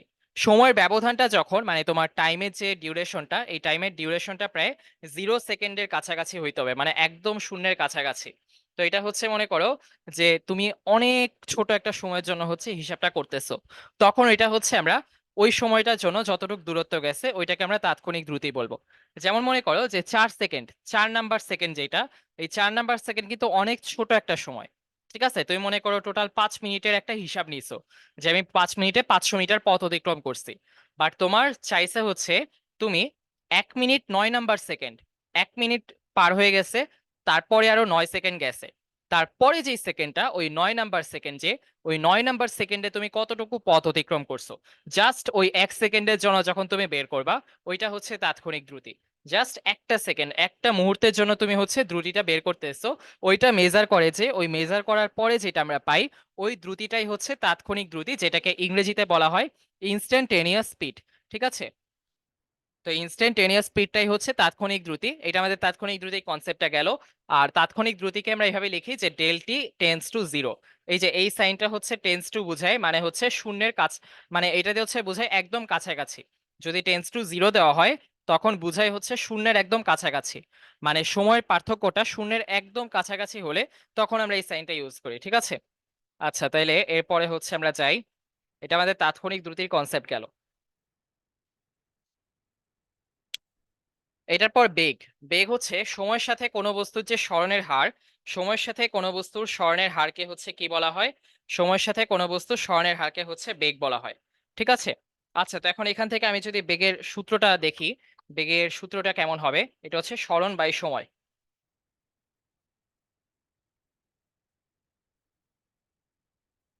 এখন এখান থেকে আমি একক বের করতে চাই। উপরে সরণ দিয়েছি, আগে কিন্তু দূরত্ব ছিল, যখন আমরা দ্রুতি বের করেছি তখন উপরে দূরত্ব রেখেছিলাম। তো দূরত্বটা হচ্ছে যে কোনো দিকেই হতে পারে, কিন্তু সরণ হচ্ছে একদম সরলরৈখিক পথে হবে এবং একটা নির্দিষ্ট দিকে হবে। তাই না, সরলরৈখিক পথে মানে তো নির্দিষ্ট দিকে যাচ্ছে। মনে করো যে পশ্চিম দিকে এতটুকু গিয়েছে বা উত্তর দিকে এতটুকু গিয়েছে, এটা হচ্ছে সরণ। এতটুকু গিয়েছে, সরলরৈখিক রাস্তায় গেছে। তো এই সরলরৈখিক রাস্তায় গিয়েছে যে একদিকে মুখ করে হচ্ছে গেছে, এটা হইলো আমাদের সরণ, মানে একটা নির্দিষ্ট দিক আছে। আর যখন কোনো নির্দিষ্ট দিক নেই, আঁকা বাঁকা যে পথে খুশি গিয়েছে, পুরোটা আমরা হিসাব করতেছি, তখন ওইটা হচ্ছে দূরত্ব। তাহলে সরণটা হচ্ছে নির্দিষ্ট দিকে যাচ্ছে তখন। তো এখন এই সরণটা যে আছে, এই সরণের জন্য হচ্ছে তোমার একক কিন্তু একই, একক হচ্ছে এখানেও মিটার। আবার সময় যে আছে এটার জন্য একক সেকেন্ড, তাহলে এটাও হচ্ছে মিটার পার সেকেন্ডই হবে। তাহলে মিটার পার সেকেন্ড, আর এটা থেকে তোমার যে মাত্রাটা আসবে ওইটা হচ্ছে ওই যে এলটি ইনভার্স ওয়ান। এটা আমরা প্রথম অধ্যায়ে দেখে আসছি। ঠিক আছে, আচ্ছা তো এটা হচ্ছে ডাইমেনশন। আর তারপর হচ্ছে আমরা যাই, এটা গেল। এটা যাওয়ার পরে হচ্ছে আমাদের সমবেগ আর অসমবেগের কনসেপ্ট আসে। সমবেগ হচ্ছে দেখবা যে কোনো গতিশীল বস্তুর বেগের মান আর দিক যদি অপরিবর্তিত থাকে, তাহলে সেই বস্তুর বেগকে সুষমবেগ বা সমবেগ বলা হয়। তো এখন তোমার একটা বস্তু হচ্ছে 5 মিটার পার সেকেন্ড বেগে পশ্চিম দিকে যাচ্ছে, ওইটা পশ্চিম দিকে যাচ্ছে, আবার ওইটার বেগটাও 5 মিটার পার সেকেন্ডই আছে, কোনো চেঞ্জ নাই। যদি বেগে কোনো চেঞ্জ না থাকে তখন এটাকে হচ্ছে সমবেগ বলে। ঠিক আছে, আর বেগ যদি বাড়তে থাকে তখন এটাকে আমরা ত্বরণ বলি। মনে করো প্রথমে 1 সেকেন্ডে বেগ ছিল 5 মিটার পার সেকেন্ড, তারপর 7, তারপর 8, তারপর 9, এভাবে করে বেগটা হচ্ছে বাড়ছে। তো বেগ বাড়তে থাকলে তখন এটা হচ্ছে ত্বরণ। আর বেগ যদি কমতে থাকে, প্রথমে 5 ছিল, তারপর 4, তারপর 3, তারপর 2, এভাবে করে কমছে, ওই কমতে থাকলে ওইটা হচ্ছে মন্দন। তো সমবেগের পরে আমরা আসি অসমবেগের কনসেপ্টে। কোনো গতিশীল কোনো বস্তুর মান অথবা দিক অথবা উভয়েরই যদি পরিবর্তন ঘটে, তখন সেই বস্তুর বেগকে অসমবেগ বলে। তো আমরা এখন অসমবেগের একটা ইন্টারেস্টিং কনসেপ্টে আসি।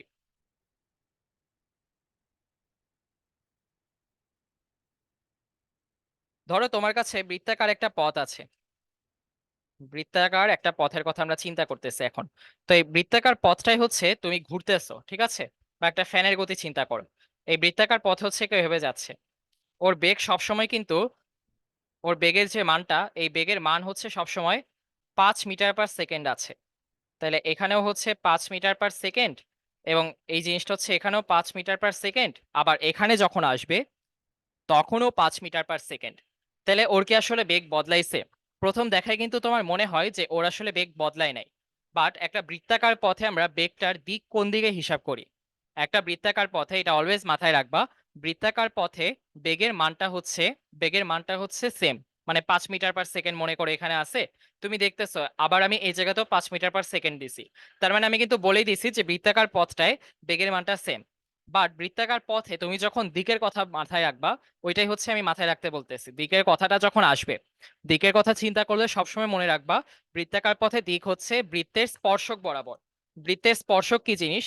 বৃত্তের স্পর্শক হচ্ছে বৃত্তের চামড়া, মানে বৃত্তের যে পরিধি আছে, এই যে পরিধি, এই পরিধি থেকে আমি যে লম্বটা আঁকবো, পরিধি আর কার মধ্যে লম্ব? পরিধি আর ব্যাসার্ধের মধ্যে লম্ব। এই যে এখান থেকে যদি আমি একটা ব্যাসার্ধ টানি, এই যে ব্যাসার্ধটা হচ্ছে এদিকে যাচ্ছে, আমি একটা লাইন টেনে নেই তাইলে ভালো হবে। এই যে এটা হচ্ছে আমার ব্যাসার্ধ, এই ব্যাসার্ধর সাথে লম্ব করে যদি আমি একটা লাইন টানি, এই লাইনটা হচ্ছে এই যে বৃত্তের পরিধি ছুঁয়ে যাচ্ছে, ঠিক আছে, বৃত্তের পরিধি ছুঁয়ে যাচ্ছে। তো তখন হচ্ছে এটা, এই বেগ, এটা কি হবে? এই বেগটার দিক হবে। বেগটা যেদিকে যাচ্ছে ওই দিক দিয়ে হচ্ছে টানতে হবে। তুমি যদি অপোজিট দিকে টানো তাহলে কিন্তু হবে না। বেগটা যাচ্ছে কোন দিকে? এই যে এইদিকে যাচ্ছে, তাহলে তোমার এদিকেই হচ্ছে টানতে হবে রেখাটা। ঠিক আছে। আচ্ছা, তো এখন এখানে এইটা হইলো আমাদের বৃত্ত, এই বেগটার দিক। তাইলে বেগের দিক, বেগের দিক হচ্ছে এটা।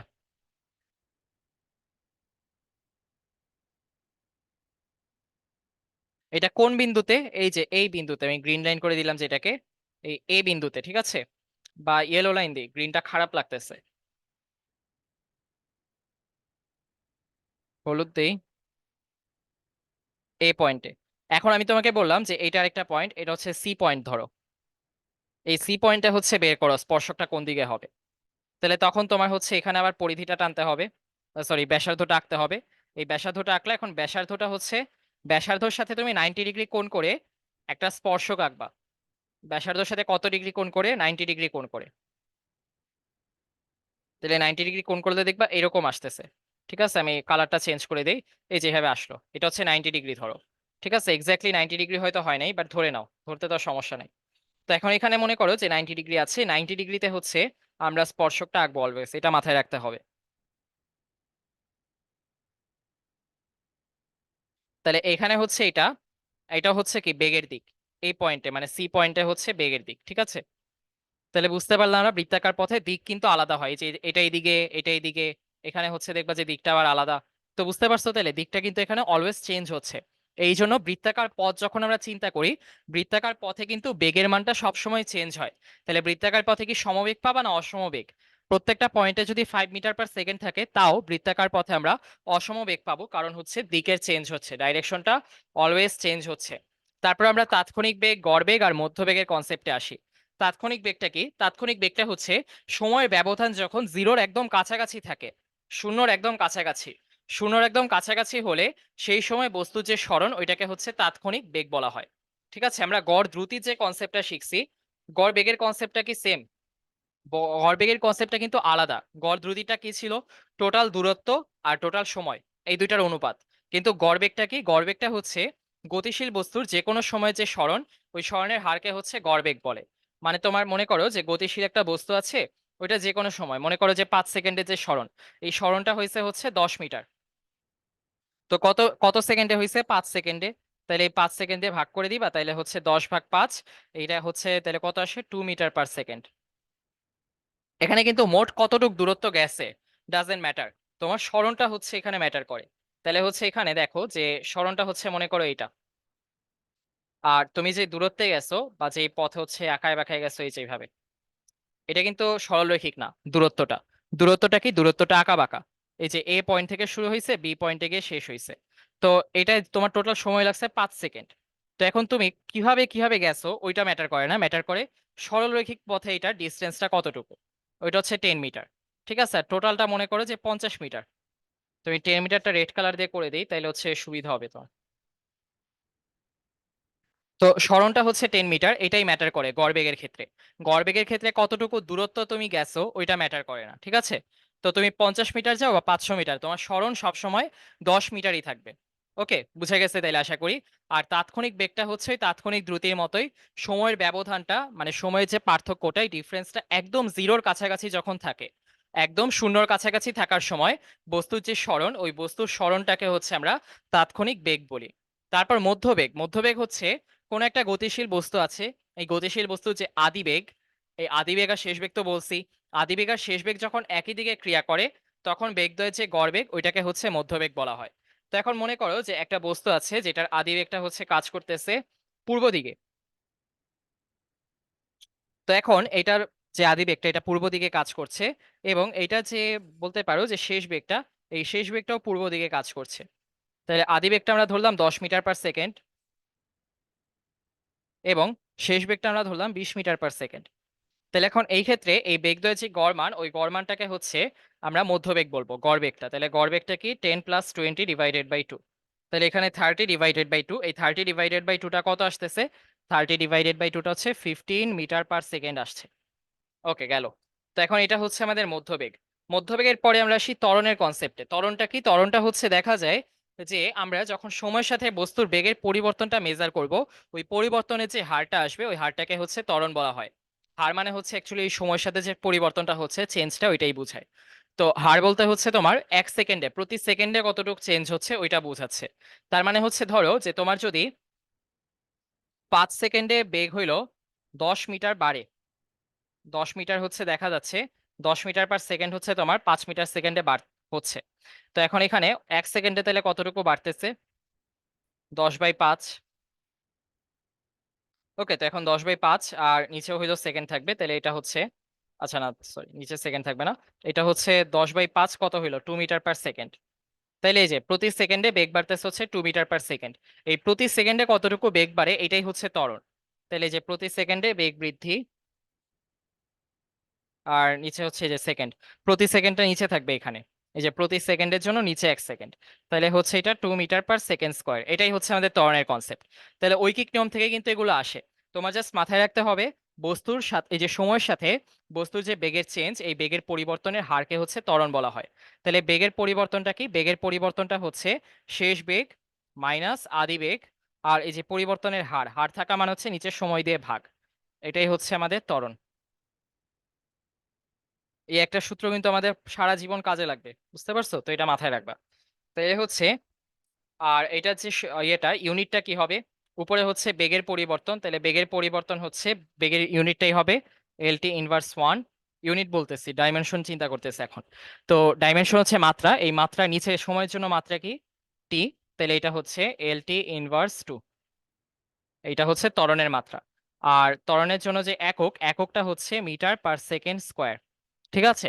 তো তুমি যখন হচ্ছে দেখবা যে এখানে হইলো এমসিকিউ দিচ্ছে, এমসিকিউতে একটা ট্রিক খাটায় ওরা। ট্রিক খাটায় হচ্ছে ধরো তোমার উত্তরে ত্বরণ আসছে 2 মিটার পার সেকেন্ড স্কোয়ার। তো এমসিকিউ এর প্রথম অপশনেই হচ্ছে 2 থাকবে, বাট ওইখানে মিটার পার সেকেন্ড স্কোয়ার দিবে না, মিটার পার সেকেন্ড মানে বেগের একক দিয়ে রাখবে। তো এই বেগের একক দিয়ে দেখে যে এটা অনেকে খেয়াল করে না, সবাই দুই দেখে দুই দাগায় ফেলে। এই যে ভুলটা করা যাবে না। এই যে এই ভুলটা করে যে এটার জন্য দেখবা যে শিওর একটা নাম্বার যেটা সবাই পারতেছে, ওই জিনিসটা তুমি ভুল করে আসতেছো। তারপরে হচ্ছে আমরা যাই সুষম ত্বরণ আর মন্দনের কনসেপ্ট এখন। তো সমত্বরণ হচ্ছে কোনো বস্তুর বেগ যদি নির্দিষ্ট দিকে সবসময় একই হারে বাড়তে থাকে, তাহলে সেই ত্বরণকে সুষম ত্বরণ বলা হয়। তাহলে হচ্ছে ধরো যে তোমার বেগটা হচ্ছে পশ্চিম দিকে যাচ্ছে, পশ্চিম দিকে হচ্ছে তুমি কিছু একটা নিতেছো, ধরো যে একটা ট্রলি ব্যাগ টেনে পশ্চিম দিকে নিচ্ছ। তো এই পশ্চিম দিকে নেওয়ার সময় ওর বেগ হচ্ছে এই পজিশনে ছিল 0, এই পজিশনে হচ্ছে 5, এই পজিশনে 10, এই পজিশনে 15, আর এটা হচ্ছে মিটার পার সেকেন্ড।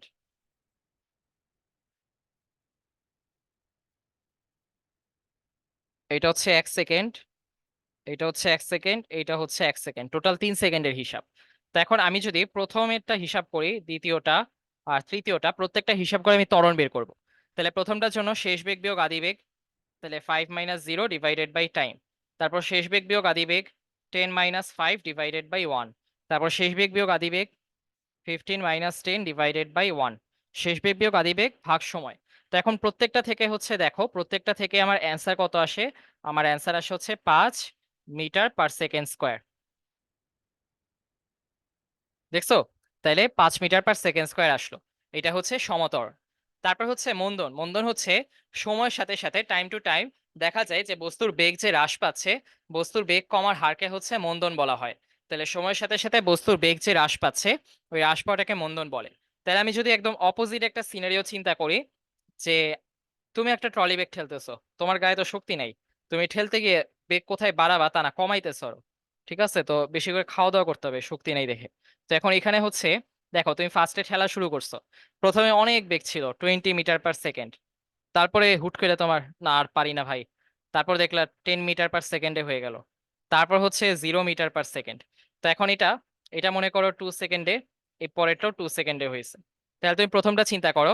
এখন কিন্তু আর শেষ বেগ 20 না, অনেকে বড়টাকে শেষ বেগ ধরে ফেলে, বাট বড়টা শেষ বেগ না, শেষে যে বেগটা আছে ওইটা শেষ বেগ। তাহলে 10টা এখানে শেষ বেগ, 10 - 20 / 2, তারপরে হচ্ছে 0 - 10 /2। তাহলে এই দুই কেসেই হচ্ছে দেখবা তোমার ত্বরণটা কত আসতেছে। তোমার ত্বরণটা হচ্ছে দুই কেসেই হচ্ছে আসতেছে কত, 10 - 20 মানে হচ্ছে -10 / 2, তাহলে হচ্ছে -5 মিটার/সেকেন্ড স্কোয়ার। তো এখন এখানে দেখো -5 মিটার/সেকেন্ড স্কোয়ার আসলো। এটা কি তোমার মন্দন না ত্বরণ? এই যে যখন সাইনটা মাইনাস আছে, মানে কমার সময় তুমি হিসাব করছো, আর তুমি হচ্ছে ত্বরণের মতো হিসাব করছো, শেষ বেগ বিয়োগ আদি বেগ ভাগ সময়, আর সাইনটা সহ রাখছো তুমি, মানে মাইনাস সাইনটা রাখছো, তখন এটা হচ্ছে ত্বরণ।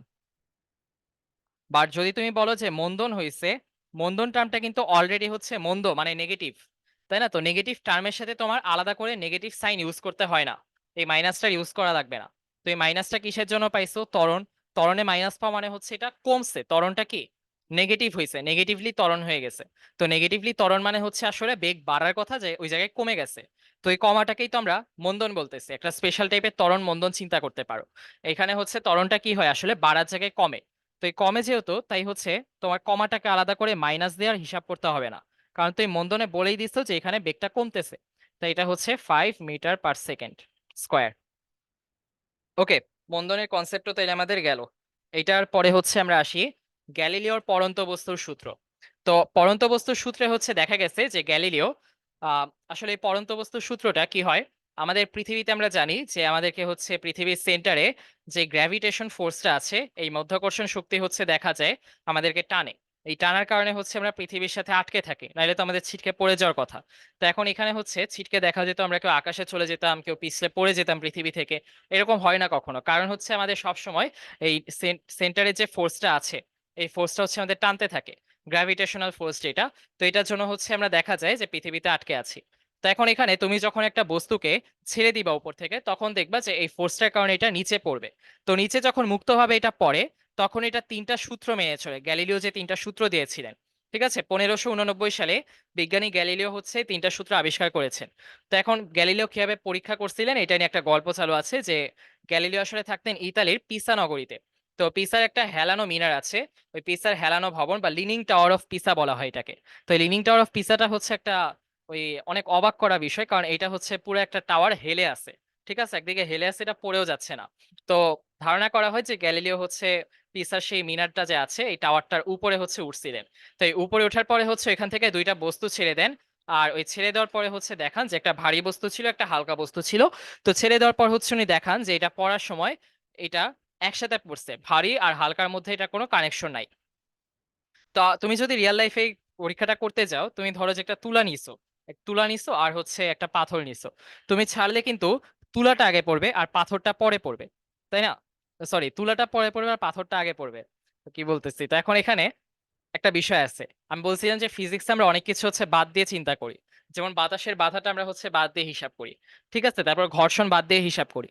তো তুমি কিন্তু এই পরীক্ষাটার সময় বাতাসের বাধাটা আসলে বাদ দিয়ে হিসাব করে ফেলছো। পরীক্ষার সময় তুমি দেখো বাতাসের বাধাটাকে কিন্তু আমরা গ্রাহ্য করি নাই, যে বাতাস যে আসলে পাথরটাকে কোনো বাধা দিতে পারবে না আর তুলাটাকে বাধা দিবে, এই জিনিসটা কিন্তু আমরা চিন্তা করি নাই। এই জন্য আমরা আসলে বলতেছি যে আগে পাথরটা পড়ছে তারপর তুলাটা পড়ছে। বাট তুমি যদি একটা রুম হচ্ছে পুরোপুরি বাতাস শূন্য করে ফেলো, পুরোপুরি হচ্ছে বায়ু শূন্য করে ফেলো, মানে ওখানে কোনো বাতাসই থাকবে না, এরপর হচ্ছে ওই রুমের উপর থেকে হচ্ছে তুমি একটা পাথর এবং হচ্ছে একটা তুলা ফেললা, তখন দেখবা দুইটা একদম একসাথে পড়বে।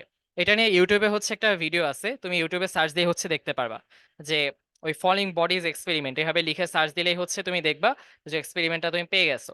আর এই সেম এক্সপেরিমেন্টটাই হচ্ছে অনেক বছর পরে নিউটন গিনি এবং হচ্ছে সোনার পালক পরীক্ষার মাধ্যমে হচ্ছে দেখা গেছে যে ধারণাটা প্রমাণ করছিলেন, এটা প্রুফ দিছিলেন। ঠিক আছে, তো আমরা এখন সূত্র তিনটা দেখব। তো সূত্র তিনটা হচ্ছে, প্রথম সূত্র কি? প্রথম সূত্র হচ্ছে স্থির অবস্থান ও একই উচ্চতা থেকে বিনা বাধায় পড়ন্ত বস্তু সমান সময় সমান পথ অতিক্রম করবে। ফার্স্ট অফ অল হচ্ছে তুমি যখন ফেলবা, তখন এটার অবস্থান কিন্তু একদম স্টিল থাকবে, মানে এটার মধ্যে কোনো বেগ থাকবে না, স্থির অবস্থান। তো স্থির অবস্থান মানে হচ্ছে তোমার যে বেগটা আছে আদি বেগ, আদি বেগটা হচ্ছে 0। ঠিক আছে, তুমি যেখানে স্থির অবস্থান দেখবা বা স্থির অবস্থা থেকে যাত্রা শুরু করছে এরকম লেখা দেখার মানেই হচ্ছে ওইটার আদি বেগটা 0 আছে। তাহলে স্থির অবস্থা থেকে যাত্রা শুরু করেছে বা স্থির অবস্থানে আছে বলে আমরা বুঝবো আদি বেগটা 0 হয়ে আছে। তারপর একই উচ্চতা থেকে, তার মানে দুইটা জিনিস যে ফেলবা একটার একটার উপরে থাকা যাবে না, ঠিক আছে? একটা উপরে একটা নিচে থেকে ফেললাম, ওইভাবে করা যাবে না। দুইটাই তোমার একই উচ্চতা থেকে ফেলতে হবে। তাহলে দুইটাই তোমার একই উচ্চতা থেকে ফেলতে হবে। একই উচ্চতা থেকে তো ফেলবা, ওইটা কিন্তু কোনো বাধাও দেওয়া যাবে না। এই যে বাতাসের বাধা যে আছে, এই বাতাসের বাধা থাকলে কিন্তু এই সূত্র কাজ করবে না। তো এখানে বলা হয়েছে যে বিনা বাধায় পড়ন্ত বস্তু। তাহলে বিনা বাধায় যখন পড়বে, তখন এরা সমান সময়ে সমান পথ অতিক্রম করবে। সমান সময়ে সমান পথ অতিক্রম করবে। ঠিক আছে, এই জিনিসটা হচ্ছে ভালো মতো মাথায় রাখবা। এটা হচ্ছে প্রথম সূত্র, একদম ফার্স্টের সূত্র। তা পরীক্ষায় এভাবে প্রশ্ন আসতে পারে যে প্রথম সূত্রটা বিবৃত করো। এই পড়ন্ত বস্তু, গ্যালিলিওর পড়ন্ত বস্তুর প্রথম সূত্রটা বিবৃত করো, বা দ্বিতীয় সূত্র বা তৃতীয় সূত্র, এভাবে বলতে পারে। আর দ্বিতীয় আর তৃতীয়, এর মধ্যে তৃতীয় সূত্র থেকে হচ্ছে দেখা যায় বেশি এমসিকিউ প্রশ্ন আসে, আমরা একটা সলভ করবো একটু পরে। তো এখন এখানে দ্বিতীয় সূত্রটা দেখো। দ্বিতীয় সূত্র বলতে হচ্ছে স্থির অবস্থান থেকে বিনা বাধায় পড়ন্ত বস্তুর নির্দিষ্ট সময়ে প্রাপ্ত বেগ ওই সময়ের সমানুপাতিক। তাইলে হচ্ছে একটা সময় পার হয়েছে, মনে করো নির্দিষ্ট সময়, মানে টি সেকেন্ড পরে এটা পড়ছে যে, পড়ার পরে হচ্ছে টি সেকেন্ড চলে গেছে, বা 5 সেকেন্ড পরে হচ্ছে একটা বেগ পাইছে, ওই বেগটাই সময়ের সমানুপাতিক। তাহলে এখন এখানে মনে করো নির্দিষ্ট সময় পার হয়েছে টি সময়, এই টি সময় পার হওয়ার পরে ও যে বেগ পাইছে, এই প্রাপ্ত বেগ, এই বেগটা হচ্ছে ওই টি সময় সমানুপাতিক। তাহলে এখন এখানে যে বেগটা পেয়েছে, ওইটা হচ্ছে সময়ের সমানুপাতিক। তাহলে যার সমানুপাতিক ওকে আমরা কই রাখবো? যার সাপেক্ষে তাকে আমরা লাস্টে রাখতাম, যার সমানুপাতিক তাকে আমরা কি করব? লাস্টে রাখবো। সময়ের সমানুপাতিক, তাহলে বেগ সময়ের সমানুপাতিক, তাহলে বেগ কার সমানুপাতিক? সময়ের সমানুপাতিক। ঠিক আছে, বুঝতে পারছি। তাহলে আমরা সেকেন্ড ফর্মুলাটা, বেগ কার সমানুপাতিক? সময়ের সমানুপাতিক এখানে। তারপর তৃতীয় সূত্র হচ্ছে স্থির অবস্থান থেকে বিনা বাধায় পড়ন্ত বস্তু নির্দিষ্ট সময়ে যে দূরত্ব অতিক্রম করে। তো নির্দিষ্ট একটা সময় পার হয়েছে, মনে করো যে টি সময় ক্রস করছে, এই টি সময়টা পার করার পরে ও যে দূরত্বটা অতিক্রম করছে, এই দূরত্বটা মনে করো এইচ, এইচ দিয়ে আমরা হাইট বুঝাই। যখন এই যে মনে করো যে এটা হচ্ছে বুর্জ খলিফা থেকে পড়তেছে, টোটাল বুর্জ খলিফার যে উচ্চতা ওইটা হচ্ছে আমরা এইচ দিয়ে প্রকাশ করলাম। তো এইচটা কি? হাইট। ঠিক আছে, হাইট মানে উচ্চতা। তো যে দূরত্বটা অতিক্রম করে তা হচ্ছে ওই সময়ের বর্গের সমানুপাতিক। তাহলে এই সময়ের যে বর্গ, সময়ের বর্গ হচ্ছে টি স্কোয়ার, এটা সমানুপাতিক। তাহলে হচ্ছে H is proportionate to T square, এটা হচ্ছে থার্ড ফর্মুলা। তাইলে আমরা গ্যালিলিওর পড়ন্ত বস্তু তিনটা ফর্মুলাই বুঝতে পারলাম। তারপর হচ্ছে আমরা যাই, এখন হচ্ছে আমাদের একটা এমসিকিউ প্রশ্ন, এটা সিলেট বোর্ড 2016 সালে আসছিল। এটা হচ্ছে মুক্তভাবে পড়ন্ত বস্তু 6 সেকেন্ডে 72 মিটার দূরত্ব অতিক্রম করে, 3 সেকেন্ডে কত দূরত্ব অতিক্রম করে? তো এটার জন্য হচ্ছে আমরা ওই গ্যালিলিওর সেকেন্ড বা থার্ড সূত্র অ্যাপ্লাই করব। এখন দেখো তোমাদের কাছে কোন ফর্মুলাটা, মানে কোন ইয়েটা দেওয়া আছে, কোন ইনফরমেশন দেওয়া আছে। ফার্স্ট অফ অল দেখো টাইম দেওয়া আছে, একটা টাইম দেওয়া আছে। তারপর 72 মিটার দূরত্ব অতিক্রম করেছে, তাহলে অতিক্রান্ত দূরত্ব মানে হাইট দেওয়া আছে। তারপর হচ্ছে আরেকটা টাইম দেওয়া আছে, তাহলে ফার্স্টেরটা আমি টি1 এইচ1 দিলাম, তারপর এটা টি2 কত দূরত্ব অতিক্রম করবে, এটা হচ্ছে এইচ2। তো এখন এখানে এইচ2টা আমরা জানি না, টি2টা আমাদের জানা আছে, এইচ1টা জানা আছে, টি1টা জানা আছে। এটা আমরা অ্যাপ্লাই করি কিভাবে ওইটা এখন দেখাবো। তো ফার্স্ট অফ অল হচ্ছে একটা জিনিস চিন্তা করো, দ্বিতীয় সূত্রটা যে আমরা দেখেছি, দ্বিতীয় সূত্রটা ছিল ভি ইজ প্রপোর্শনেট টু টি। তো প্রপোর্শনেট মানে তো সমানুপাতিক, তার মানে ভি হচ্ছে টি এর সমানুপাতিক। তো এখন কেউ যদি কারো সমানুপাতিক থাকে আর আমরা সমানুপাতিক চিহ্নটা উঠায় ফেলতে চাই, তখন ওই চিহ্নের জায়গায় হচ্ছে সমান চিহ্ন বসাই, এবং সমান চিহ্নের পাশে একটা সমানুপাতিক ধ্রুবক আনতে হয়। ঠিক আছে, সমানুপাতিক ধ্রুবক বা একটা প্রপোর্শনেট কনস্ট্যান্ট। তো এখন এই কনস্ট্যান্টটা হচ্ছে আমরা নর্মালি কে বা সি বা জি দিয়ে প্রকাশ করে থাকি। তো এখানে হচ্ছে আমি কে দিয়ে প্রকাশ করব, V is equal to K টি। দেখছো এই প্রপোর্শনের সাইনটা আমি তুলে ফেলছি, তুলে হচ্ছে ইকুয়াল সাইন দিয়েছি, এবং এখানে একটা সমানুপাতিক ধ্রুবক আনছি। তার মানে তোমার ভি আর টিটা চেঞ্জ হইতে পারে, বাট কেটা, যেটা একটা সমানুপাতিক ধ্রুবক, এটা ধ্রুবক কনস্ট্যান্ট, কনস্ট্যান্ট কখনো চেঞ্জ হয় না। তো এই কেটাও কি কখনো চেঞ্জ হবে না? কেটা কখনো চেঞ্জ হবে না, তাহলে কেটা কে এর মতোই থাকবে। তাহলে V is equal to K T, তাহলে মনে করো বেগ আমি চেঞ্জ করলাম, ভি1 is equal to K T one, আবার বেগ চেঞ্জ করলাম, ভি2 is equal to K T two. বেগ চেঞ্জ হবে, সময় চেঞ্জ হবে, বাট এই কনস্ট্যান্ট চেঞ্জ হবে না। এটা থেকে আমরা ফর্মুলা আনবো। তো এখন দেখো এখানেও হচ্ছে কে আছে, এখানেও কে আছে। তাহলে এই জায়গা থেকে আমি বলতে পারি যে কে ইজ ইকুয়াল টু ভি1 বাই টি1। আবার এখান থেকে আমি বলতে পারি কে ইজ ইকুয়াল টু ভি2 বাই টি2। তাহলে আমি যদি এই দুইটাকে মার্জ করি, দুইটাকে একসাথে করে লিখি, তাহলে দুইটাই কে আছে এখানে, এটাও কে এটাও কে, কে সমান এইটা, কে সমান এইটা। এখন আমি যদি বলি আম সমান আম, আবার এখানেও আম সমান আম, মানে আম সমান কিছু একটা আবার আম সমান কিছু একটা, তাহলে দুইটা কি সেম হচ্ছে না? এই যে এটা এরকম অনেকটা, 5 সমান 3 যোগ 2, আবার হচ্ছে 5 সমান 4 যোগ 1। তাহলে আমি এটা মার্চ করে এভাবে বলতে পারি না যে 3 যোগ 2 ইজ ইকুয়াল টু 4 যোগ 1? বলা যায় কিন্তু, তাই না? এটা বলতে পারি। তাহলে এখানে আমরা ওইভাবে বলবো যে v1 divided by t1 is equal to v2 divided by t2। আচ্ছা, তাহলে এটা বললাম। তো এটা বলার পরে হচ্ছে এখন এটা এই যে এভাবে নিয়ে আসলাম। নিয়ে আসার পরে দেখো আমি কিন্তু একটা ফর্মুলা পেয়ে গেছি। আমার কাছে যদি v1 t1 আর v2 দেওয়া থাকে, আমি t2 বের করতে পারবো। তো সেম গোজ হিয়ার, এখানে হচ্ছে h is proportional to t square. তাহলে আমি প্রপোর্শনালটা তুলে ফেললে হচ্ছে h is equal to k t square হয়ে যাবে। তাহলে আমরা এখান থেকে এভাবে বলতে পারি যে h1 is equal to k t1 square, আর h2 is equal to k t2 square. এটা কিন্তু t1, এই ওয়ানটা এরকম লাগতেছে কেন? আর এই রাবারটা এত মোটা কেন? আচ্ছা, এই যে দুইটাকে মার্জ করি। দুইটাকে মার্জ করার পরে হচ্ছে এখান থেকে হচ্ছে আমরা যদি কেটাকে আলাদা করে ফেলি, দাঁড়াও মার্জ তো পরে করবো, আগে কেটা আলাদা করবো। তাহলে এখান থেকে হচ্ছে আসে k is equal to h1 by t1 square. আবার এখান থেকে আসে হচ্ছে k is equal to h2 by t2 square. এখন দুইটাকে মার্জ করার সময় তাহলে এখান থেকে বলা যায় যে h1 divided by t1 square is equal to h2 divided by t2 square. আবার এখান থেকে আমি আরেকটু চেঞ্জ করে হচ্ছে এভাবে বলতে পারি h1 divided by h2 is equal to t1 divided by t2 square. তো এটা জাস্ট আমি সাইড চেঞ্জ করলাম, এই যে h2 টা নিচে আনলাম আর t1 স্কোয়ারটা উপরে নিলাম। ঠিক আছে, বুঝতে পারছি আশা করি। তো এটাই হচ্ছে আমাদের ওই ফর্মুলা যেটা আমরা অ্যাপ্লাই করার চেষ্টা করব। এই তো, তাহলে এই ফর্মুলাটা আমি একটু কপি করে পাশের পেজে নিয়ে যাই। আবার আবার লিখতে অনেক অলস লাগতেছে। কপি করে কিভাবে? এই যে কপি,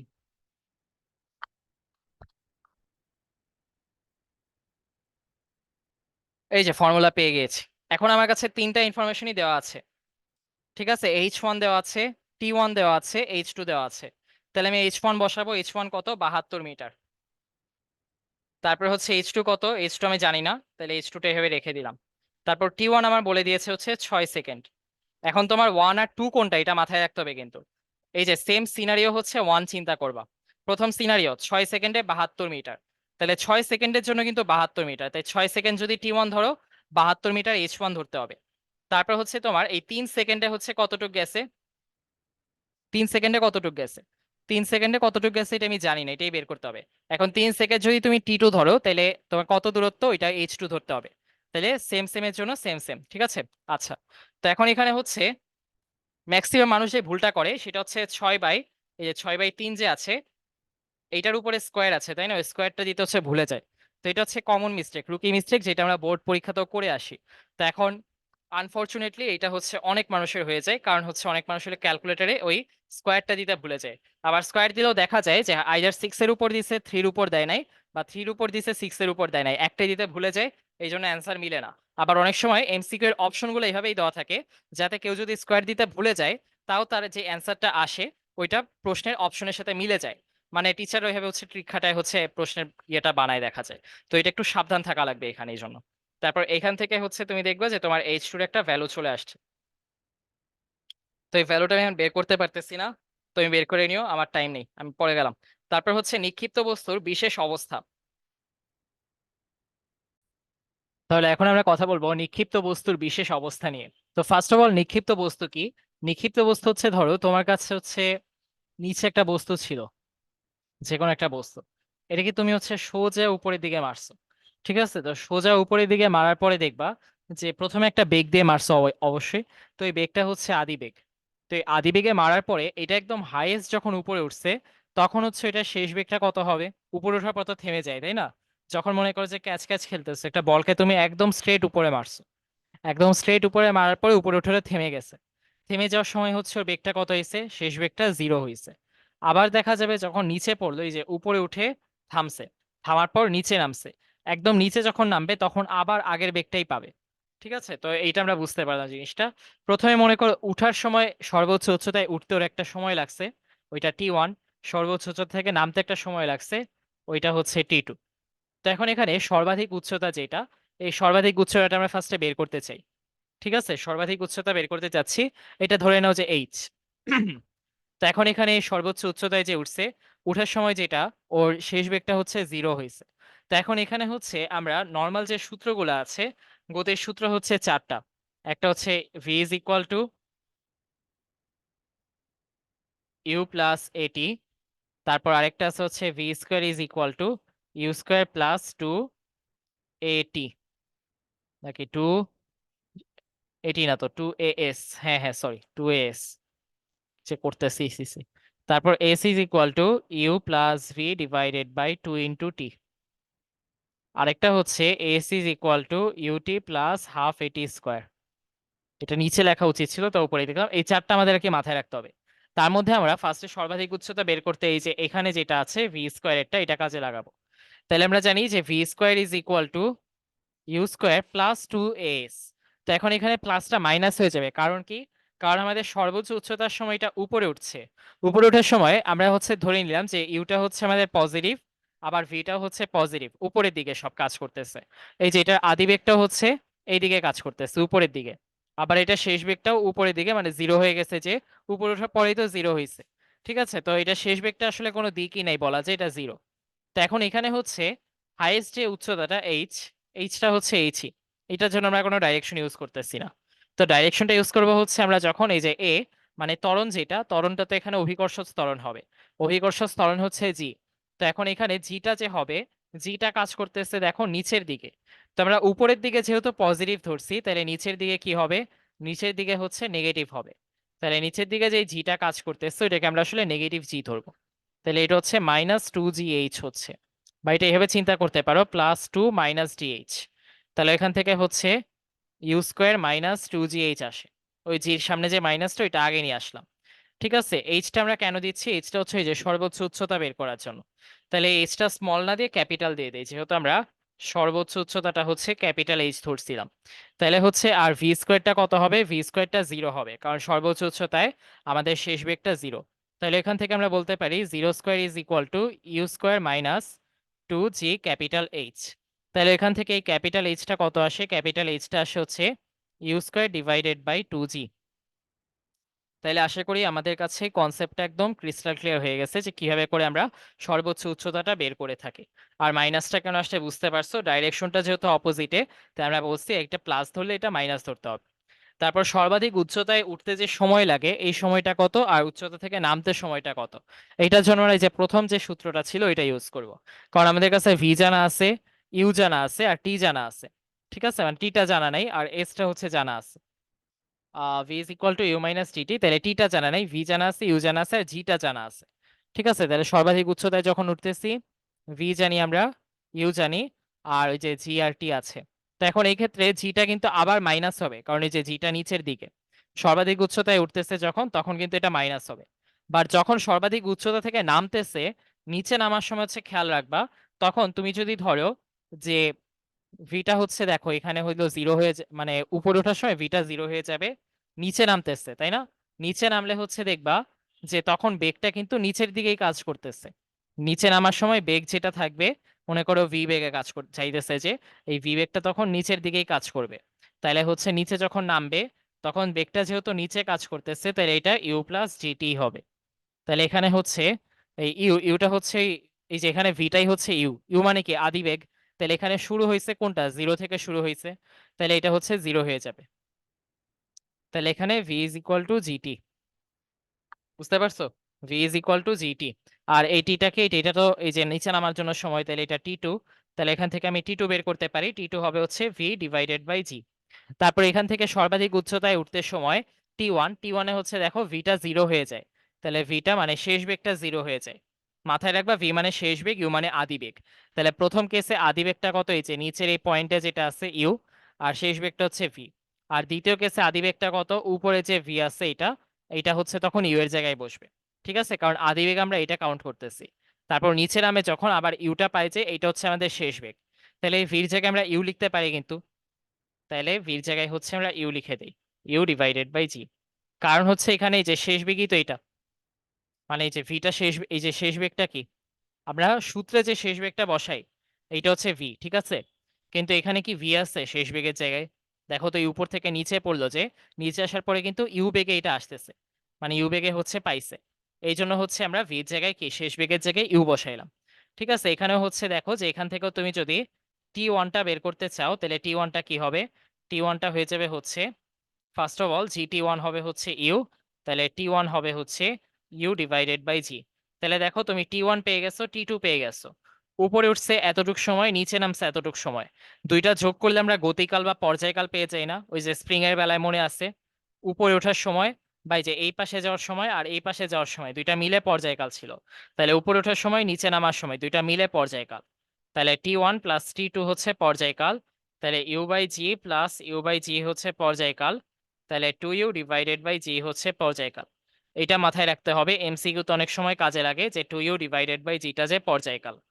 তারপর টি তম সেকেন্ডে অতিক্রান্ত দূরত্ব, এইটা হচ্ছে এমসিকিউ এর জন্য একটা, আবার সিকিউ এর জন্য একটা।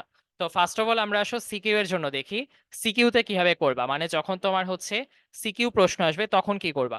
তখন হচ্ছে তুমি টি তম সেকেন্ড, মনে করো তোমাকে সপ্তম সেকেন্ড বলছে, তুমি দুইটা বের করবা, একটা হচ্ছে টোটাল 7 সেকেন্ডে কতটুকু গেছে, আর একটা হচ্ছে টোটাল 6 সেকেন্ডে কতটুকু গেছে।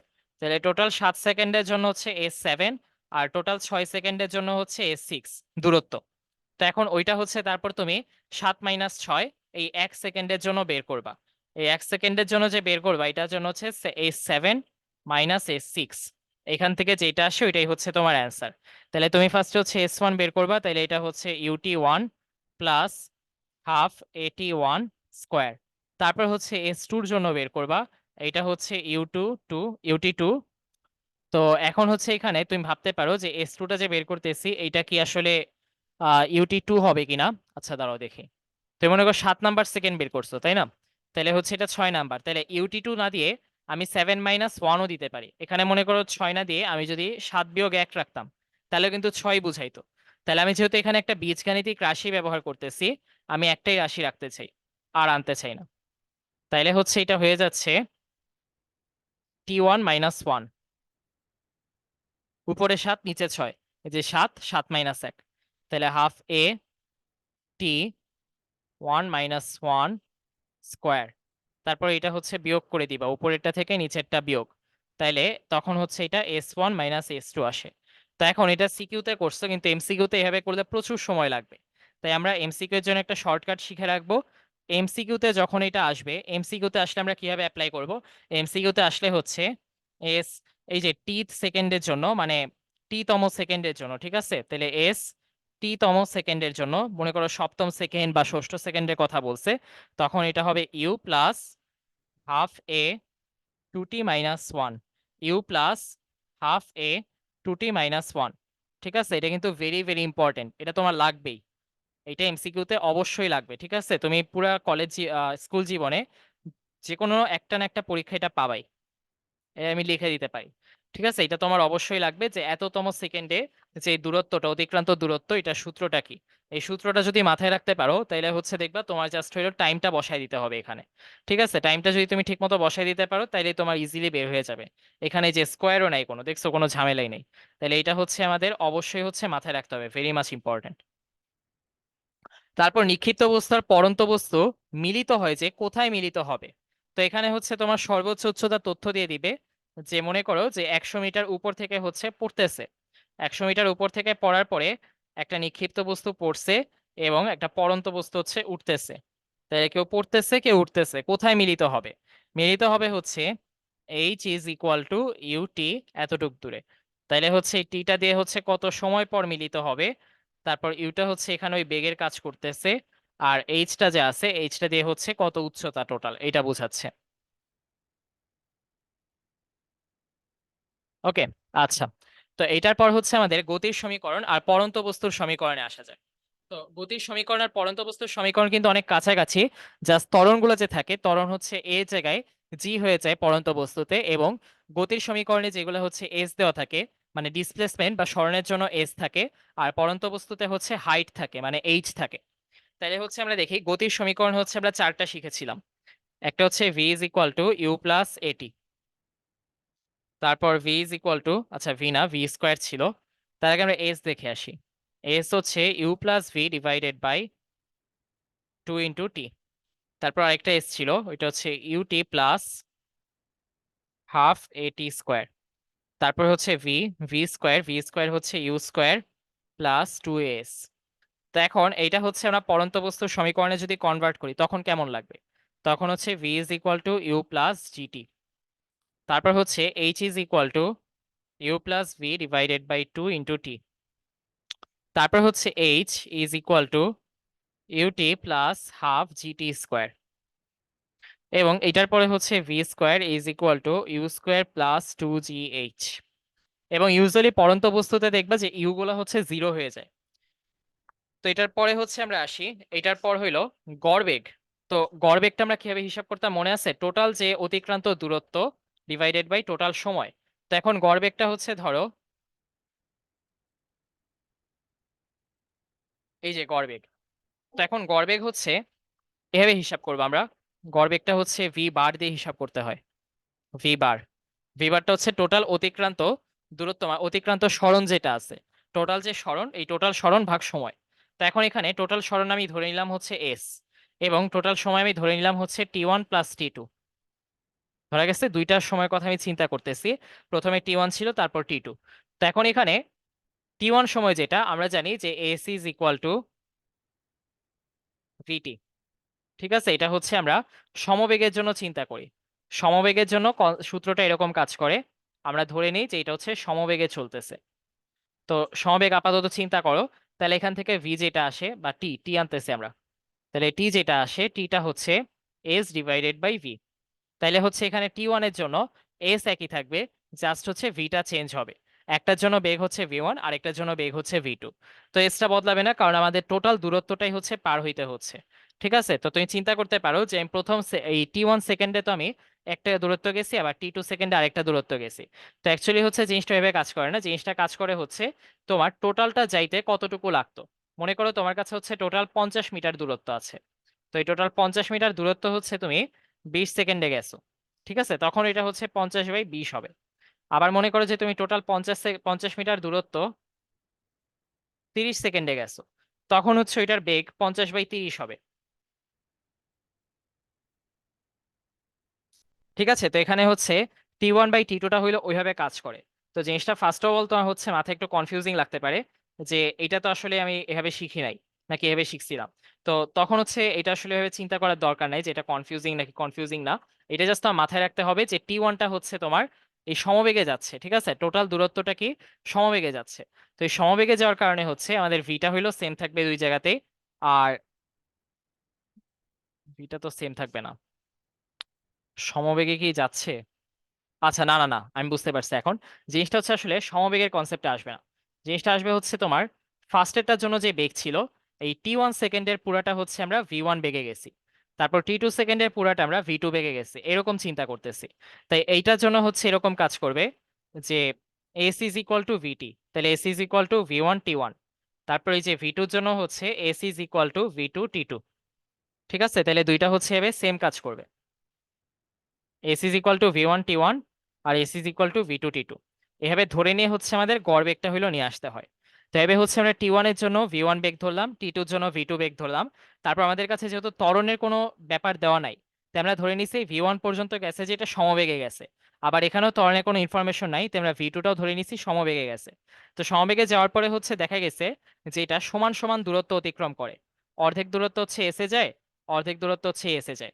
আর এখানে হচ্ছে দেখা গেছে যে টোটাল দূরত্বটা হচ্ছে এস, তাহলে দুইটা মিলে হচ্ছে এস হচ্ছে। তো এখন এখানে যখন হচ্ছে আমি বেগটা হিসাব করব, টাইমটা হিসাব করতেছি, টাইমটা হিসাব করলে আসলে আমরা হিসাবটা এভাবে করব যে টোটাল যে ডিস্টেন্সটা ছিল, আমরা এখানে টোটাল ডিস্টেন্সটাই হিসাব করব। টোটাল ডিস্টেন্সটাই হচ্ছে বেগ গুণ সময়। ঠিক আছে, অর্ধেক ডিস্টেন্স না, আমরা টোটাল ডিস্টেন্সটার জন্য হিসাব করতেছি। তাহলে এখানেও আমরা হিসাব করব টোটাল ডিস্টেন্স, এখানেও আমরা টোটাল ডিস্টেন্স হিসাব করব। তো টোটাল ডিস্টেন্স হিসাব করার পরে ওই টোটাল ডিস্টেন্সটাকে আমরা বেগ দিয়ে ভাগ করে দিব। টোটাল ডিস্টেন্সটা বেগ দিয়ে ভাগ করলাম, ভাগ করছি। তারপর এখানে হচ্ছে টোটাল ডিস্টেন্সটা বেগ দিয়ে ভাগ করলাম। ঠিক আছে, তো এই টোটাল ডিস্টেন্সটা বেগ দিয়ে ভাগ করার পরে হচ্ছে আমরা তারপর হইলো কি করব, এই বেগটাকে হচ্ছে কমন নিয়ে নিব। টোটাল ডিস্টেন্সটাকে কি করতে হবে, বেগ দিয়ে ভাগ দিতে হবে। তো এটা হচ্ছে গড় বেগের কনসেপ্টটা এইভাবে আসে যে তুমি যখন গড় বেগটা বের করতে যাবা তখন তোমার যে সময়টা থাকবে, এই সময়ের জন্য ফর্মুলাটা এমন হবে, উপরে হচ্ছে টোটাল ডিস্টেন্স আর নিচে হচ্ছে তোমার যে বেগটা ছিল ভেলোসিটি। তো ভেলোসিটিটা কি আসলে total distance divided by time. তো এখানে হচ্ছে ওইরকমই হয়, এই টোটাল ডিস্টেন্সটাকে টাইম দিয়ে ভাগ দিতে হয়। তো এখন এই ভেলোসিটিটা হচ্ছে তাহলে ভি ওয়ানটা হচ্ছে টোটাল ডিস্টেন্স যেটা ছিল এস, ওই s divided by T one. ওই জায়গা থেকে আমরা আসলে পাই t one is equal to s divided by V one. তো এই এস কিন্তু অর্ধেক পথ বা 30% পথ এরকম না, এই এসটা হচ্ছে পুরাটা পথের জন্য। টোটাল আমাদের যতটুকু সরণ হচ্ছে পুরাটাই আমাদের টি ওয়ানেও হিসাব করতে হবে, আবার পুরাটা টি টু তেও হিসাব করতে হবে, কারণ বাই ডেফিনিশন আমরা এটা পাই যে আমাদের পুরো সরণটা নিয়ে হইলো সূত্রটা বানাইতে হয়। ঠিক আছে, এটা আমরা আগেই শিখে আসছি। তাহলে উপরেও আমার পুরো সরণ থাকবে, আবার নিচে যখন আমি প্রথমে টি ওয়ান এর কথা চিন্তা করব, টি ওয়ান মানে হচ্ছে পুরো সরণ ডিভাইডেড বাই ভি ওয়ান, তারপর টি টু মানে হচ্ছে পুরো সরণ ডিভাইডেড বাই ভি টু। এই জিনিসটা একটু মাথায় রাখতে হবে, ঠিক আছে, এটা আমরা ডেফিনেশন থেকে পাচ্ছি। তো এখন এখানে এস ডিভাইডেড বাই এসটা যদি আমি কমন নেই তাহলে কি হয়, one divided by V one plus one divided by V two. তাহলে এখানে নিচের এস আর উপরের এস কাটা যায়। তারপর হচ্ছে আমি ভি ওয়ান আর ভি টু যদি সমহর করে ফেলি, তাহলে নিচে হচ্ছে ভি ওয়ান ভি টু থাকে, উপরে V one plus V two হয়, আর উপরে হচ্ছে ওয়ান থাকে, এই যে এখানে ওয়ান থাকতেছে কিন্তু। ঠিক আছে, তাহলে এখন এখানে ভি ওয়ান ভি টুটা উপরে পাঠিয়ে দাও, তাহলে এটা এরকম হয় V one V two divided by V one plus V two. তাহলে আশা করি জিনিসটা ধরতে পারছো। তো এখানে আমাদের মেইন পেজটা লাগে হচ্ছে এখানেই, আমরা বুঝতে পারি না যে টি ওয়ানে যে আমাদের আসলে এস পুরাটাই নিতে হবে। তাহলে এস কিন্তু আমাদের টি ওয়ানটা যে আছে, এই টি ওয়ানে এসটা অবভিয়াসলি আমাদের পুরাটাই নিতে হবে, ঠিক আছে। তারপর আবার হচ্ছে দেখো এই যে এসটা যে আমরা টি টুটা যে নিছি, এই টি টুর জন্য হচ্ছে দেখা যায় যে এস আমাদের পুরাটাই নিতে হচ্ছে। বুঝতে পারছো, মানে পুরা যে সরণটা আছে টোটাল সরণটাই আমাদের কনসিডার করতে হচ্ছে। তো টোটাল সরণটা কনসিডার করার পরে উপরে যেটা ছিল, উপরেও টোটাল সরণই ছিল, এটা আমরা বাদ দিয়ে দিছি। তাহলে টি ওয়ানটা কিভাবে আসছে আসলে, টি ওয়ানটা আসছে হচ্ছে ভি ওয়ান থেকে। ভি ওয়ান মানে হচ্ছে প্রথমে যে বেগ ছিল, প্রথমে বেগটা হচ্ছে পুরা পথ যেটা আছে, ওই পুরা পথটাকে হচ্ছে আমরা, পুরা পথটাই তো আমরা গেছি টি ওয়ানে। তো এই টি ওয়ানে হচ্ছে আমরা পুরা পথ গেছি হচ্ছে এস, ওইটাকে হচ্ছে আমরা কি দিয়ে ভাগ করছি, ওইটাকে আমরা হচ্ছে টি ওয়ান দিয়ে ভাগ করছি। তো জিনিসটা আমি একটা বাস্তব উদাহরণ দিয়ে বুঝাই, তাহলে তুমি আরো ভালো বুঝবা। ধরো তুমি এবং হচ্ছে আরেকজন, মনে করো তুমি শান্ত আর একজন অশান্ত। তো শান্ত আর অশান্ত হইতেছে রেস লাগাইছে এখানে। তো তুমি হচ্ছে 100 মিটার পথ গেছো টি ওয়ান সময়, আবার অশান্ত হচ্ছে 100 মিটার পথ গেছে, সরি শান্ত হচ্ছে 100 মিটার পথ গেছে টি টু সময়। তাহলে দুইজনেরই পথ দেখো একই পথ গেছে। তো এখন যত পথ গেছে ওইটা হচ্ছে উপরে রাখবা, 100 মিটার গেছে টোটাল ডিস্টেন্স, এই টোটাল ডিস্টেন্সটা উপরে রাখলা। তারপর হচ্ছে একজনের সময় লাগছে টি ওয়ান, আর একজনের সময় লাগছে টি টু, গড় বেগ বলতেছি আমরা এখানে। তো এখন এখানে হচ্ছে মনে করো যে শান্তর ক্ষেত্রে আবার বেগ ছিল হইলো ভি ওয়ান, আবার অশান্তর ক্ষেত্রে বেগ ছিল মনে করো ভি টু। তাইলে হচ্ছে এখন এই কেসে, আচ্ছা সরি আমি উল্টা লিখছি, এটা হচ্ছে ভি ওয়ান আর এটা হচ্ছে ভি টু। তাইলে হইলো এখানে আমাদের এই টি টি টুর জন্য হচ্ছে ভি টু। তাহলে হচ্ছে টি টু কিন্তু আবার পুরাটা পথই গেছে, তাই পুরাটা পথ গেছে দেখে হচ্ছে S divided by T two. আবার এখানে হচ্ছে প্রথমে পুরাটা পথ গেছে, তাই ওইটাও হচ্ছে S divided by T one. T one বলতেছি, ভি ওয়ান হবে এটা।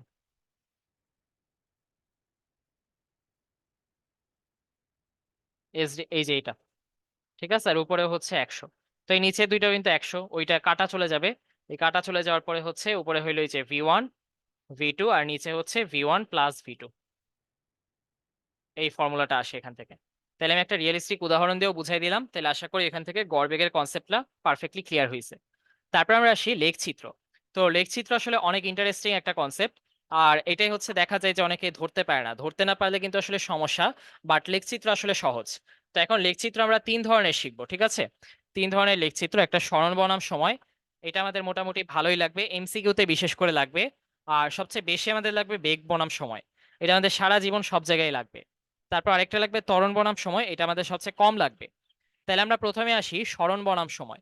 তো এখানে হচ্ছে আমরা সরণটা, সময়টা হচ্ছে মুক্ত রাশি, ঠিক আছে, মুক্ত রাশি সবসময় এক্স অক্ষ বরাবর থাকে, তাই এক্স অক্ষ বরাবর হচ্ছে আমাদের সময় থাকবে। সময় কি কারো উপর নির্ভরশীল? সময় কিন্তু কারো উপর নির্ভরশীল না। মানে তুমি মনে করো 5 সেকেন্ড হয়েছে, এটার জন্য কি তোমার দৈর্ঘ্য বাড়াইতে হয়েছে? তুমি দৈর্ঘ্য বাড়াও কমাও 5 সেকেন্ড হবে। বাট মনে করো তুমি 5 সেকেন্ড ধরে টানতেছো একটা জিনিস, তখন কিন্তু এটা দৈর্ঘ্য বাড়বে। আবার 5 সেকেন্ড ধরে কোনো কিছু চাপা দিচ্ছ, সংকুচিত করছো, তখন 5 সেকেন্ড পরে ওটা দৈর্ঘ্য বাড়বে। তাহলে সময়ের সাথে সাথে দৈর্ঘ্য বাড়তে পারে, কমতে পারে, বা একই থাকতে পারে। তাহলে ডিপেন্ড করতেছে কার উপর, সময়ের উপর। কে ডিপেন্ড করতেছে? ওই যে আমার স্মরণ যেটা আছে, স্মরণ। আর স্মরণের জন্য আমাদের এককটা নর্মালি থাকে হচ্ছে মিটার। এবং সময়ের জন্য এই এককটা থাকে হচ্ছে সেকেন্ড। ঠিক আছে। আচ্ছা, তো এখন এখানে হচ্ছে দেখো, এক্স অক্ষের সমান্তরালে যখন আমি সরণ বা দূরত্বের মানটা হিসাব করতেছি, এখানে দেখো তো সরণটা কি বাড়ছে, সরণটা কি চেঞ্জ হয়েছে?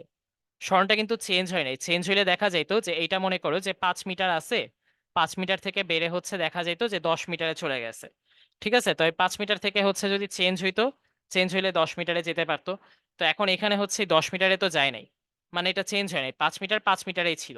তার মানে তোমার গাড়িটা হচ্ছে একটা পজিশনে আছে, মনে করো এই জায়গায় হচ্ছে তোমার গাড়িটা দাঁড়ায় আছে এ পজিশনে।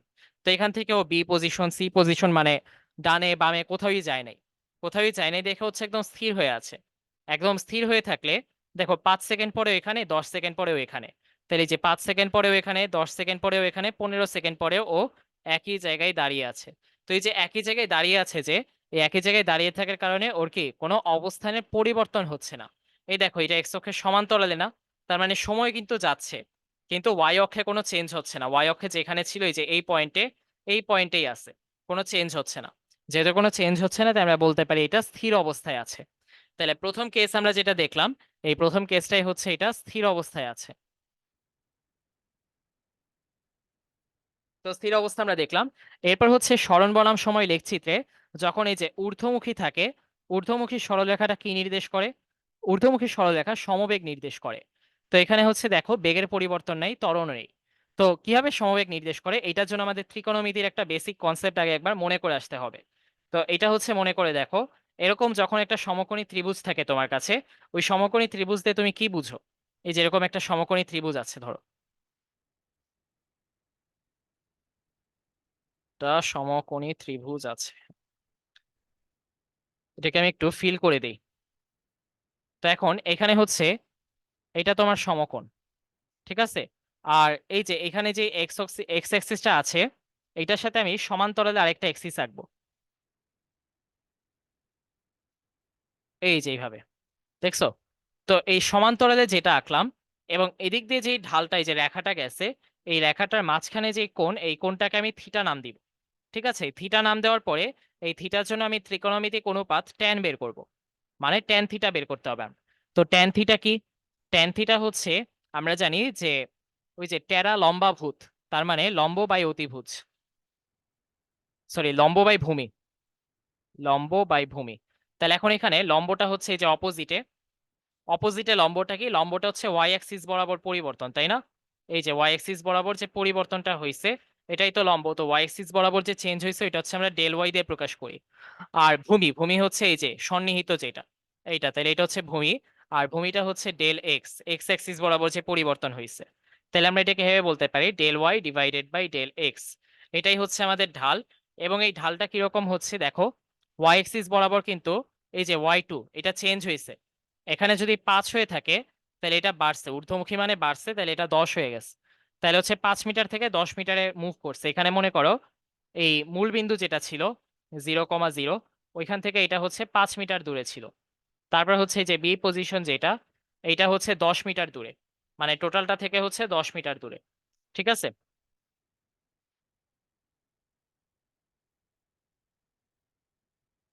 আর এটা হচ্ছে এ পর্যন্ত 5 মিটার দূরে। তাহলে এখান থেকে আমি যদি বলি যে আমার আসলে সরণটা কতটুকু হয়েছে, এখানে কি আসলে সরণ হয়েছে কিনা? হ্যাঁ, অবভিয়াসলি সরণ হয়েছে, কারণ আমি বুঝতে পারতেছি এখানে মুভমেন্ট হয়েছে। ঠিক আছে, সময়ের সাথে মুভমেন্ট হয়েছে, এই যে সময় চেঞ্জ হয়েছে। মনে করো এখানে হচ্ছে 1 সেকেন্ড ছিল, 1 সেকেন্ড থেকে হচ্ছে এটা 3 সেকেন্ডে গেছে, তাহলে 3 - 1 এটা কত হইলো? এটা হচ্ছে 2 সেকেন্ড ধরে এখানে ছিল। তাইলে হচ্ছে এটা 5 মিটার, 5 মিটার নড়েছে, কত সেকেন্ডে গেছে? 2 সেকেন্ডে। তাইলে হচ্ছে এটা 2.5 মিটার পার সেকেন্ড। আর এটা আমরা ঢালটা কিভাবে বের করলাম? ঢালটা বের করলাম এই যে del Y divided by del X দিয়ে। তো এই ডেল ওয়াইটা হচ্ছে উপরে থাকে, আর ডেল এক্সটা নিচে থাকে, এভাবে করে হচ্ছে আমরা ঢাল বের করতে পারি। তাহলে এখন এখানে ডেল ওয়াই এর জায়গায় কত ছিল? একটা চেঞ্জ ছিল, পজিটিভ চেঞ্জ। এটা হচ্ছে 5 থেকে 10 হয়েছে, তাই এখানে হচ্ছে আমরা 5 দিয়েছি। আর সময়টা হচ্ছে 2 সেকেন্ড বাড়ছে, তাই আমরা 2 দিয়ে ভাগ করে দিয়েছি। তো এখন এভাবে করে হচ্ছে দেখা যায় আমরা যেটা পাইলাম, এটা কিন্তু একটা বেগ, তাই না? 2.5 মিটার পার সেকেন্ড। এখন একটা রেখার ক্ষেত্রে, সরল রেখার জন্য দেখবা যে এরকম আমি যদি একটা সরল রেখা আঁকি, সরলরেখার প্রত্যেকটা পয়েন্টে, এই যে মনে করো এটা এ পয়েন্ট, এটা বি পয়েন্ট, এটা সি পয়েন্ট, এটা D point, A B C D, প্রত্যেকটা পয়েন্টের ঢাল সমান, এই পয়েন্ট এই পয়েন্ট এই পয়েন্ট, প্রত্যেকটা পয়েন্টের ঢাল সমান। ঢাল সমান কেন? কারণ এখানে প্রত্যেকটা কেসে কোণ সমান হয়। দেখো এখানে হচ্ছে তোমার যে কোণ, মনে করো যে এটাকে আমি হচ্ছে থিটা নাম দিলাম। তারপর আবার তুমি হচ্ছে চিন্তা করো যে বির সাথে যে কোণ, বি বিন্দুর সাথে, তারপর সি বিন্দুর সাথে, তারপর ডি বিন্দুর সাথে। তো এখন এখানে হচ্ছে ফার্স্টে এ যেটা আছে, এই দেখো তো এর সমান্তরালে বি আছে, তাহলে এই যে বির এটা হচ্ছে অনুরূপ কোণ। তারপর বির অনুরূপ কোণ হচ্ছে সি তে যেটা আছে এটা। তারপর ডির অনুরূপ কোণ হচ্ছে যে উপরে যদি কিছু থাকে তখন সেটা হবে। তো এই যে অনুরূপ কোণগুলো যে আছে এইটার কারণেই আসলে দেখা যায় যে আমাদের ওই ট্যানটা বের করতে হচ্ছে কখনোই সমস্যা হয় না। কারণ আমাদের এই কোণের যে অ্যাঙ্গেলটা আছে এই অ্যাঙ্গেলটা হচ্ছে ঠিক থাকে। ঠিক আছে, এই জন্য ট্যানটা সব জায়গায় সেম পাওয়া যায়। যেহেতু ট্যান থিটার ভ্যালুটা সব জায়গায় সেম পাওয়া যায়, সব জায়গায় একই আসতেছে, সব জায়গায় যদি ট্যান থিটার ভ্যালু একই আসে মানে ঢাল একই আসে, তার মানে ওইখানে কিন্তু বেগের কোনো চেঞ্জ হচ্ছে না। ঠিক আছে, সমবেগ মানে বেগের গ্রাফে যখন সব জায়গায় হচ্ছে ঢাল সেম আসতেছে, তার মানে বেগের কোনো চেঞ্জ হচ্ছে না। ওকে। আচ্ছা, তারপর হচ্ছে সরণ বনাম সময় লেখচিত্র। এই সরণ বনাম সময় লেখচিত্র আরেকটা দেখছি। এটা এখন মূল বিন্দু অরিজিন, যেটা এই যে অরিজিন, এই অরিজিন মূল কেন্দ্রগামী সরলরেখা সমবেগ নির্দেশ করে, তাই না? এটাও সমবেগ নির্দেশ করতেছে, এটাও করতেছে।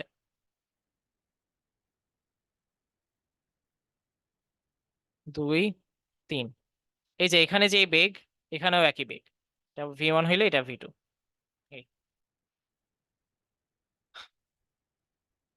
তারপরে আমরা আসি সরণ বনাম সময় লেখচিত্রে। বক্ররেখা অসমবেগ বা ত্বরণ নির্দেশ করে। ঊর্ধ্বগামী বক্ররেখাটা কি নির্দেশ করে?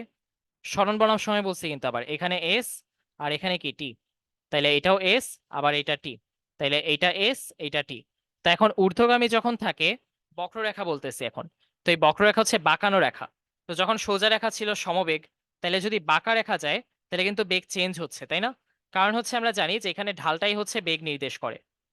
এই যে যখন হচ্ছে তুমি ঢাল দেখাচ্ছিলা, এই পয়েন্ট এই পয়েন্টের মধ্যে যেটা ছিল, এই পয়েন্ট এই পয়েন্টের মধ্যেও কিন্তু সেটাই থাকবে। তো তাইলে হচ্ছে দুই পয়েন্টেই হচ্ছে ঢাল একই, তাহলে এখানেও ঢাল যদি m1 হয়, এটার ঢালও হচ্ছে m1 হবে। ওইখান থেকে আমরা বুঝতে পারতাম যে এটা আসলে সরল রেখা।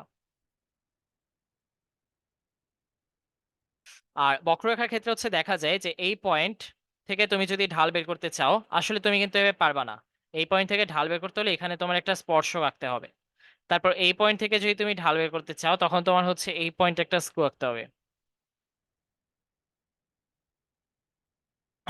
একটা লাইন টানতে হবে। ঠিক আছে, তো এখন এভাবে করে তুমি প্রত্যেকটা পয়েন্টে যখন মাপতে যাবা তখন এই যে লাইন টানতে হবে, আর লাইন টেনে হচ্ছে এখানে একটা ত্রিভুজ আঁকতে হবে। ত্রিভুজকে আমরা আগে যেভাবে করছিলাম ওইভাবে করবা। ঠিক আছে, যেমন এখানে হচ্ছে আমি টানছি, টানার পর একটা ত্রিভুজ পাবো, ওই ত্রিভুজ পে হচ্ছে ত্রিভুজ দিয়ে হচ্ছে করে ফেলবো। ওকে।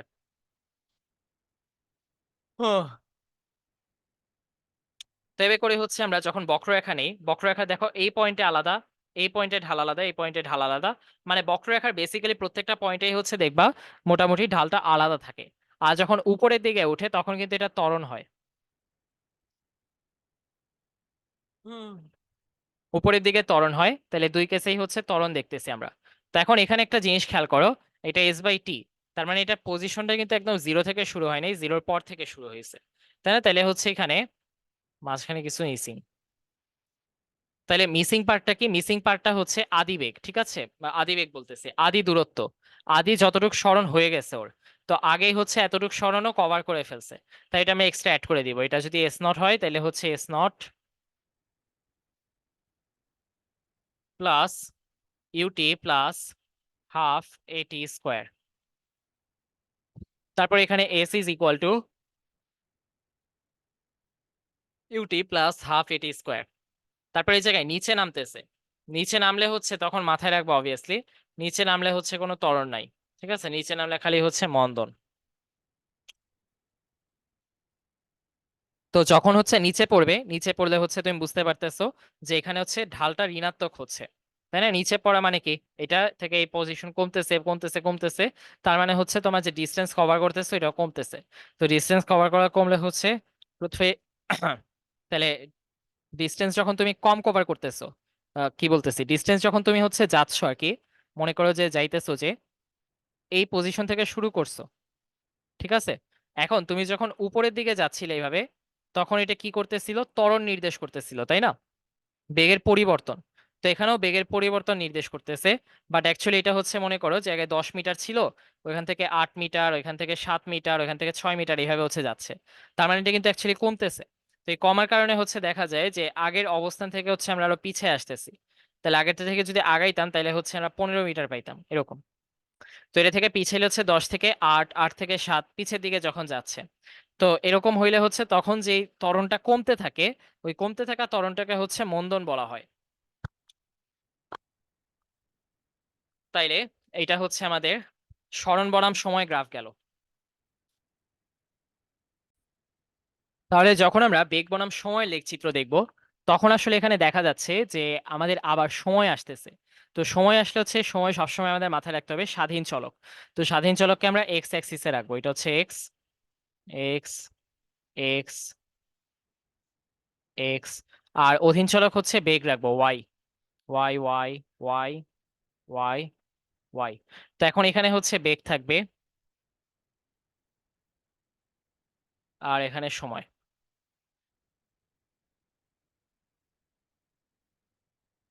তো এখন এখানে যখন এই যে বেগের কোনো চেঞ্জ হচ্ছে না, এই যে সবসময় সেম থাকতেছে, সেম একদম একই ভাবে যাচ্ছে, তখন হচ্ছে এটা সমবেগ হয়। তো সমবেগ আর সমবেগের জন্য সূত্র একটা লিখছিলাম, এস ইজ ইকুয়াল টু ভিটি। মনে আছে না, ওই যে আগে আমরা যেটা দেখাইলাম, এই যে এখানে, এখানে হচ্ছে আমরা দেখাইছিলাম গড় বেগের ক্ষেত্রে দুইজন সমবেগে যাচ্ছে, এই যে শান্ত অশান্ত দুইজনই হচ্ছে একই দূরত্ব অতিক্রম করছে, ওই দূরত্বটা উপরে রাখছিলাম।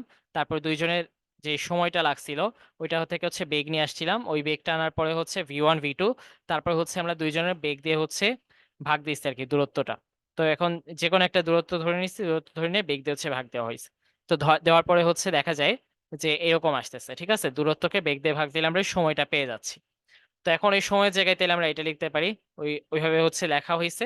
তারপর কমনলি আমরা এসটা কেটে দিছি, তারপর ভি 1 আর ভি 2টা হচ্ছে বাকি ছিল। এই, তো এখন এটার পরে হচ্ছে এখান থেকে এই যে এই সাইডে যেটা, এটা হচ্ছে আমরা বুঝতে পারতেছি অরিজিন মূলবিন্দু 0,0, মূলবিন্দু গামী হচ্ছে এটা হয়েছে। তো মূলবিন্দু থেকে যখন আসছে তখন হচ্ছে V is equal to you plus AT, যেটা এই ইউটা দেখো এখানে হচ্ছে 0 থেকে শুরু হয়েছে, তাহলে আমরা ইউ এর জায়গায় 0 রাখতে পারি। তাহলে এখান থেকে বলা যায় ভি ইজ ইকুয়াল টু এটি। কিন্তু এখানে হচ্ছে আমাদের একটা ইউ আছে, আর এই ইউ হচ্ছে 0 না। তাহলে হচ্ছে এখান থেকে বলা লাগবে যে ইউ প্লাস এটি। তারপর হচ্ছে এখানে বাঁকা হয়ে উঠছে, যখন বাঁকা হয়ে উঠে, আগে আমরা দেখছিলাম যে বাঁকা হয়ে উঠলে কি হয়, ঢালটা হচ্ছে চেঞ্জ হইতে থাকে। তো ঢালটা চেঞ্জ হওয়া মানে হচ্ছে আসলে বেগটার যে চেঞ্জ হচ্ছে, বেগটার চেঞ্জটা কিন্তু আসলে সমানভাবে হচ্ছে না। তো আগে হচ্ছে দেখো ঢালটা যখন এই যে সোজা থাকে, এই যে সোজা হচ্ছে যাচ্ছে, মানে একটা সরল রেখায় থাকে, তখন হচ্ছে আমরা জানি যে যেই চেঞ্জটা হয় বেগের, ওই চেঞ্জটা কি হয়, সমান হয়। মানে প্রত্যেক সেকেন্ডে দেখবা চেঞ্জের রেশিওটা সমান থাকে। যদি এটা হচ্ছে দেখো যে 1 মিটার পার সেকেন্ড বাড়ছে, তাহলে এটাও 1 মিটার পার সেকেন্ড বাড়বে, এটাও 1 মিটার পার সেকেন্ড বাড়বে। ঠিক আছে, তাহলে প্রত্যেকটা সাইডে হচ্ছে 1 মিটার পার সেকেন্ড করে বাড়তেছিল। বাট এখন আর ওইটা হচ্ছে না, এখন হচ্ছে দেখা যাচ্ছে যে অসমভাবে হইলো বাড়তেছে। প্রথমে 2 সেকেন্ড, তারপর 4 সেকেন্ড, তারপর 8 সেকেন্ড, তারপর 16 সেকেন্ড, এরকম। ঠিক আছে, তো এইভাবে হচ্ছে বাড়তে পারে। তো এভাবে বাড়তে পারে, অন্যভাবে বাড়তে পারে। তো এটা বাড়াটা হচ্ছে আসলে সমানভাবে বাড়তেছে না, দেখতেছো ত্বরণটা প্রতি সেকেন্ডে বাড়তেছে। তো ত্বরণটা যদি প্রতি সেকেন্ডে সেম থাকে, মানে বেগ বৃদ্ধির হারটা একই থাকে, তখন ওইটাকে আমরা সমত্বরণ বলি। এই যে উপরে যে দুইটা এক্সাম্পল আছে সেকেন্ড রো এর, ওই দুইটা এক্সাম্পল সমত্বরণের উদাহরণ, এই যে প্রথমটা আর দ্বিতীয়টা। তারপরে দুইটা যে আছে, এই যে বাঁকা হয়ে উঠছে, যে বাঁকা হয়ে উঠছে যেখানে, ওইখানে হচ্ছে U naught is not equal to 0। আর এখানে হচ্ছে দেখা যাচ্ছে যে ইউটা হইলো 0। তো এখন এইখানে আমাদের নিচে যেটা আছে, এই দুইটা হচ্ছে অসমত্বরণ। আচ্ছা, অসমত্বরণ কি সমবেগ? অসমত্বরণ, ত্বরণ মানেই তো বেগের পরিবর্তন। তার মানে এটাও কিন্তু আসলে সমবেগ থাকবে না, বেগটা চেঞ্জ হচ্ছে। তাহলে এটা হচ্ছে অসমবেগ।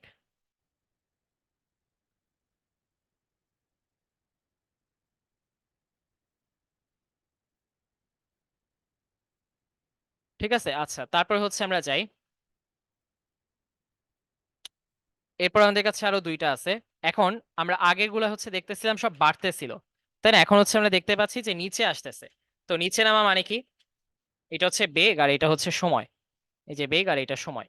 তো এখন দেখো বেগটা নিচে নামতেছে, তার মানে বেগ হ্রাস পাচ্ছে। আবার বাঁকাভাবে হ্রাস পাচ্ছে, সমানভাবে না। যদি সমানভাবে হ্রাস পাইতো তাহলে সমমন্দন হইতো। এখন এই যে এখানে সমানভাবে হ্রাস পাচ্ছে, তাহলে এটা হচ্ছে সমমন্দন। এখানে যেহেতু সমানভাবে পাচ্ছে না, তাই এটা হচ্ছে অসমমন্দন। ওকে, এখন আমাদের ফাইনাল টাইপে আমরা চলে আসছি লেখচিত্রে। এটা হচ্ছে ত্বরণ বনাম সময়। তো ত্বরণ হচ্ছে যখন দেখবা এটা হচ্ছে ত্বরণ আর এটা হচ্ছে সময়, এইটা হচ্ছে ত্বরণ আর এটা হচ্ছে সময়। তো এখন ত্বরণ হচ্ছে বাড়তেছে। তো ত্বরণ বাড়লে কিন্তু ত্বরণটা সমান থাকে না। এই যে এখানে যেমন ত্বরণ সমান আছে, তো এটাকে আমরা সমত্বরণ আর অসমবেগ বলতে পারি। অসমবেগ কারণ ত্বরণ মানে বেগের পরিবর্তন, তার মানে বেগটা চেঞ্জ হচ্ছে, বেগটা সমান নাই। তারপর হচ্ছে এই যে ত্বরণটা হচ্ছে একদম কন্টিনিউয়াসলি বাড়তেছে, তাহলে হচ্ছে এটা অসমত্বরণ আর হচ্ছে অসমবেগ। কন্টিনিউয়াসলি যেহেতু ত্বরণ বাড়তেছে এই জন্যই তো অসম ত্বরণ, এইটাই।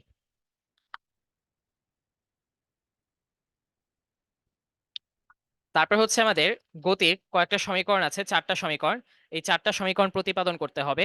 তাহলে আমাদের ক্লাসের প্রথম পার্টটা শেষ। এইটার পরে আমরা কিছু এই সিকিউ এমসিকিউ টাইপের প্রশ্ন সলভ করব। তারপর আমাদের গতি অধ্যায়টা কি মোটামুটি শেষ বলা যায়।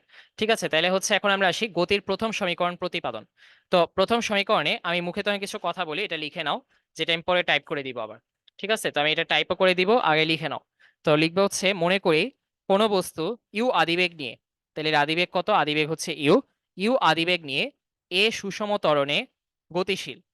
তো এই গতিশীল থাকার পরে এটা টোটাল টি সময় পরে এর শেষ বেগ অর্জন করেছে ভি।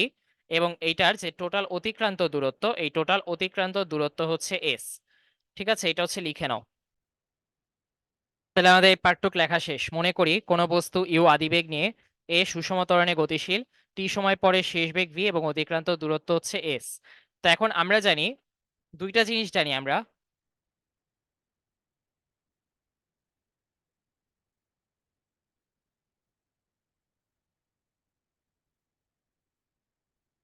গড়বেগ হচ্ছে আদিবেগ শেষ বেগ যোগ করে হইলো 2 দিয়ে ভাগ।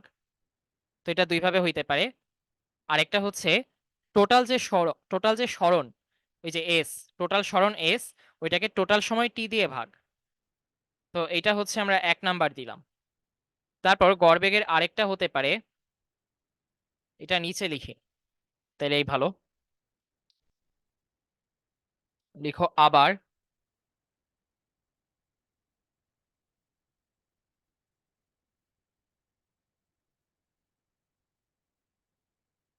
এটা হচ্ছে যখন তোমার কাছে হচ্ছে দুইটা বেগ দেওয়া থাকে, আদিবেগ আর শেষ বেগ, তখন এই দুইটা যোগ করে 2 দিয়ে ভাগ করলেই হয়ে যায়।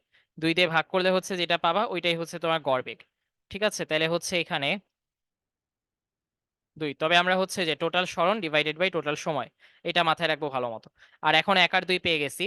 এখন 1 আর 2 যদি আমি মার্চ করি, মার্চ করলে কি পাবো? মার্চ করলেই দেখো এখানেও বাড়বি এখানেও বাড়বি। তাহলে আমি বলতে পারি যে S divided by T is equal to you plus V divided by 2। তাহলে এই জায়গা থেকে আমি যদি এসটাকে এক সাইডে রেখে দেই, তাহলে হচ্ছে এটা u plus V divided by 2 times t হয়ে যায়।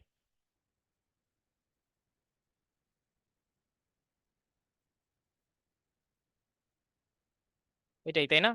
আমি কি প্রথম সমীকরণ প্রতিপাদন করছি নাকি আরেকটা করে ফেলছি? আমি মনে হয় দ্বিতীয় সমীকরণ প্রতিপাদন করে ফেলছি। আচ্ছা দাঁড়াও, দ্বিতীয় সমীকরণ করে ফেলছি, তো এটা পরের পেজে নিয়ে যাই। পরের পেজে নিয়ে যাই।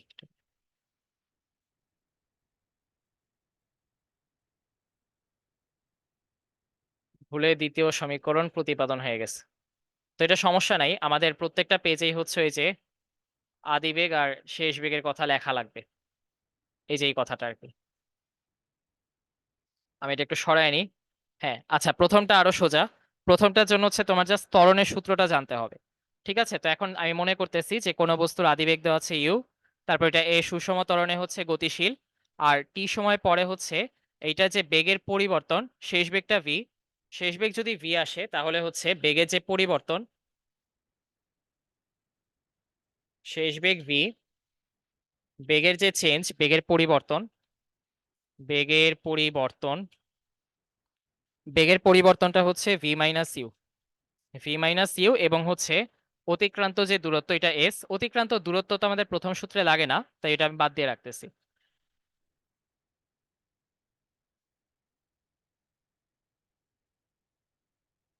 হ্যাঁ, তাহলে এটা হচ্ছে বেগের পরিবর্তন ভি মাইনাস ইউ। ঠিক আছে, তো এখন আমরা জানি যে ত্বরণ হইল a is equal to V minus u divided by t, বেগের পরিবর্তন ডিভাইডেড বাই সময়। তো এখন এখান থেকে আমরা বলতে পারি v minus u is equal to a times t. তো এখান থেকে হচ্ছে আমি যদি বলি যে ভিটা কত হবে, তাহলে ইউটা এই পাশে নিয়ে যাও, ইউ প্লাস এ টি। এটা হচ্ছে আমাদের শেষ বেগ বের করার জন্য বেশি ইউজ করা হয়। তোমাকে হচ্ছে দেওয়া থাকবে আদিবেগ কত এটা বলে দিবে, তারপর তোমাকে ত্বরণ কত বলে দিবে, এবং সময় কত গেছে এটা বলে দিবে। ওইখান থেকে তোমার এটা বের করতে হবে। আর এখানে হচ্ছে যখন এই সূত্রটা ইউজ করা হয় তখন দেখবা যে তোমার কাছে এস এর কোনো ইনফরমেশন নাই, এস এর কোনো তথ্য নাই।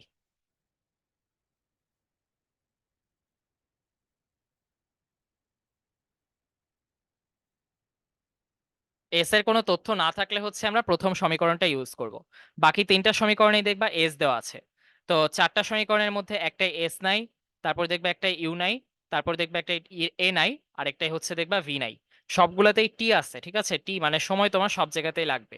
আচ্ছা, তো সময় সবগুলো সূত্রেই আছে, একটাই ইউ নাই, একটাই ভি নাই, একটাই এ নাই, এরকম আরেকটাই এস নাই। ঠিক আছে, চারটায় চারটা নাই আর কি। আচ্ছা, তো এটা হচ্ছে আমাদের প্রথম সমীকরণের প্রতিপাদন গেল। তারপরে হচ্ছে দ্বিতীয়টা আমাদের প্রতিপাদন করা শেষ, যেটা অ্যাক্সিডেন্টালি প্রথমে করে ফেলছিলাম। তারপর হচ্ছে আমাদের 3 নাম্বার সমীকরণটা আসতেছে। তৃতীয় সমীকরণটা হচ্ছে ওই S is equal to UT plus half AT square.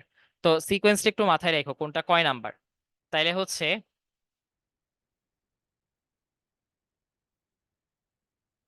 এটাকে উপরে রাখি, ডিলিট মারি, নিচে আনি। তো এখন এই যে এটা আছে। তো এখন এখান থেকে হচ্ছে এটা মনে করতে হবে। আর এখানে হইলে তুমি একটা কাজ করবা, এটা মনে করছো তো ভালো কথা। এটা মনে করার পরে হচ্ছে এই জায়গায় আমরা যে কাজটা করছি না, এই যে গড়বেগ এইটা ওইটা থেকে যে এই সূত্রটা নিয়ে আসছি, এই সূত্রটা আনার পরে হচ্ছে এটাকে 3 নাম্বার দিবা। তো এটা আমি আবার আরেকটা এক্সট্রা পেজে হচ্ছে নিয়ে যাচ্ছি।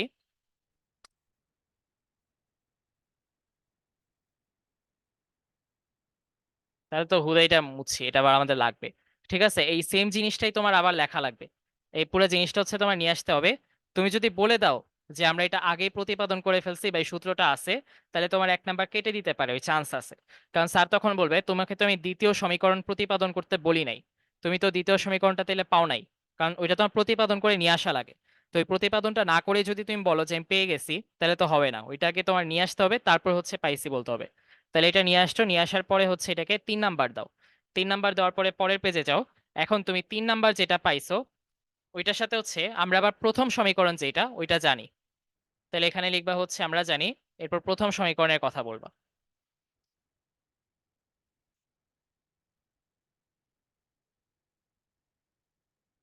তো এটা দেওয়ার পরে হচ্ছে এখানে 4 নাম্বার দাও। তো 4 নাম্বার দিলা। এখন 4 নাম্বার থেকে ভির মানটা নিবা, নিয়ে হচ্ছে এইখানে বসাবা।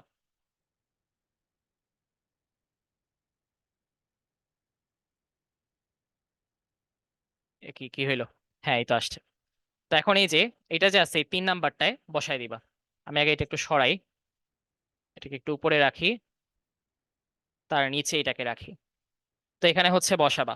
এখানে বসানোর পর হচ্ছে দেখবা যে তোমার কি আসতেছে। এই ভির মানটা হচ্ছে 3 নাম্বারে বসায় দিবা। তাইলে 4 নং হতে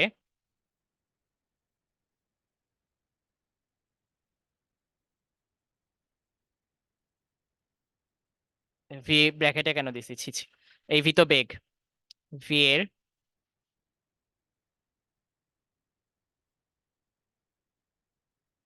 3 নং এ বসিয়ে পাই।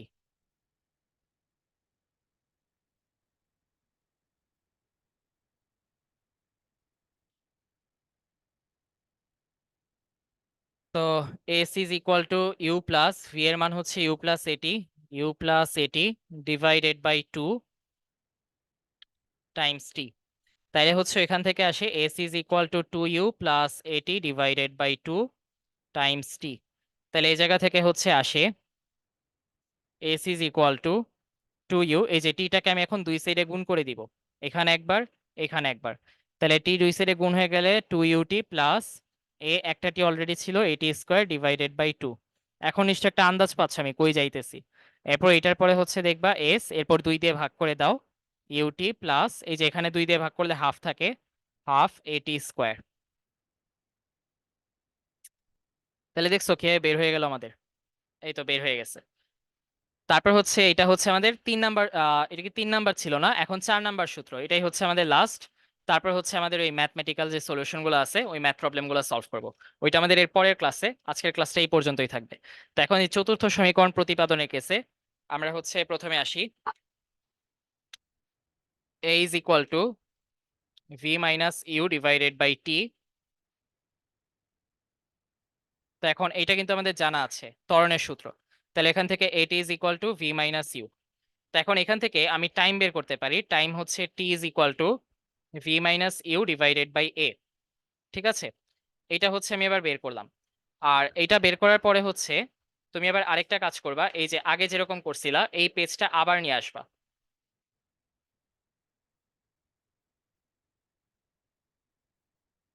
কপি করলাম, চতুর্থ সমীকরণের প্রথম পেজে এটা থাকবে,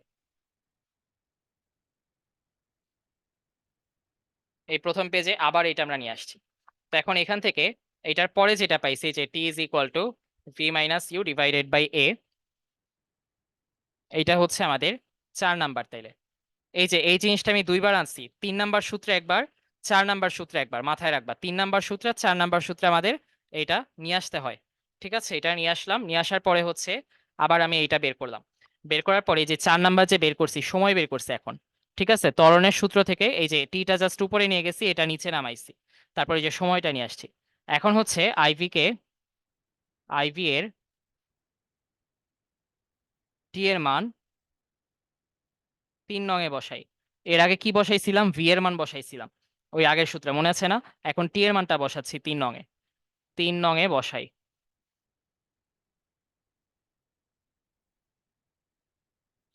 3 নং এ বসাইলে হচ্ছে হয় s is equal to you plus V divided by 2 into t. তো এখন এই টির জায়গায় কি বসবে, টির জায়গায় v minus u divided by a, তাহলে v minus u divided by a. তাহলে এখান থেকে হচ্ছে আমরা বলতে পারি s is equal to v plus u into v minus u, এটা ইউ প্লাস ভি না লিখে ভি প্লাস ইউ লেখো। তাহলে দেখো a plus B, A minus B, এটার ফর্মুলায় পড়ে যায়, তাহলে এটা A square minus B square হয়। তাহলে V square minus U square divided by 2a। তাহলে এখান থেকে 2a-টাই পাশে নিয়ে যাও, তাহলে হচ্ছে 2as is equal to V square minus U square, তারপর হচ্ছে ইউ স্কোয়ারটাই পাশে নিয়ে যাও, তাহলে V square is equal to U square plus 2as। এইটাই হচ্ছে আমাদের ফর্মুলাটা ছিল। 4 নাম্বার সমীকরণটা এইভাবেই আসে। ঠিক আছে, তাহলে আমাদের গতির অধ্যায়টা এই পর্যন্তই থাকবে, মানে বেসিক যে থিওরির ক্লাসটা এই পর্যন্ত শেষ। এটার পরে হচ্ছে আমরা বিভিন্ন সিকিউ দেখব, আর হচ্ছে ওই যে গুলি, তারপর হচ্ছে ওই গুলি কতটুক যায়, 1/3 যাওয়ার পরে থেমে যায়, তারপর আর কতটুকু যাবে, এরকম টাইপের যে কনসেপচুয়াল প্রবলেমগুলো আছে ওগুলা হচ্ছে যে 4টা এমসিকিউ ক্লাস ছিল ওখানে দেখাই দিছি, রেকর্ডে যেগুলো দিয়ে দিছি আর কি। তো এই 4টা এমসিকিউ ক্লাস এই ক্লাসটার পরে দেখে নিবা। আর একদম ফাইনালি আমি যে ম্যাথগুলা দিব, 3 নাম্বার যেটা কাজ, ওই 3 নাম্বার কাজটা হচ্ছে ম্যাথগুলা দেখে নাও। তো 100টার মতো ম্যাথ আছে এটার পরে, এই যে এখানে হচ্ছে আমি দেখাই দিই, এই ম্যাথগুলো হচ্ছে এটার পরের ক্লাসে হচ্ছে আমরা করব। ঠিক আছে, তাহলে আজকে এই পর্যন্তই থাকলো। আল্লাহ হাফেজ, আসসালামু আলাইকুম।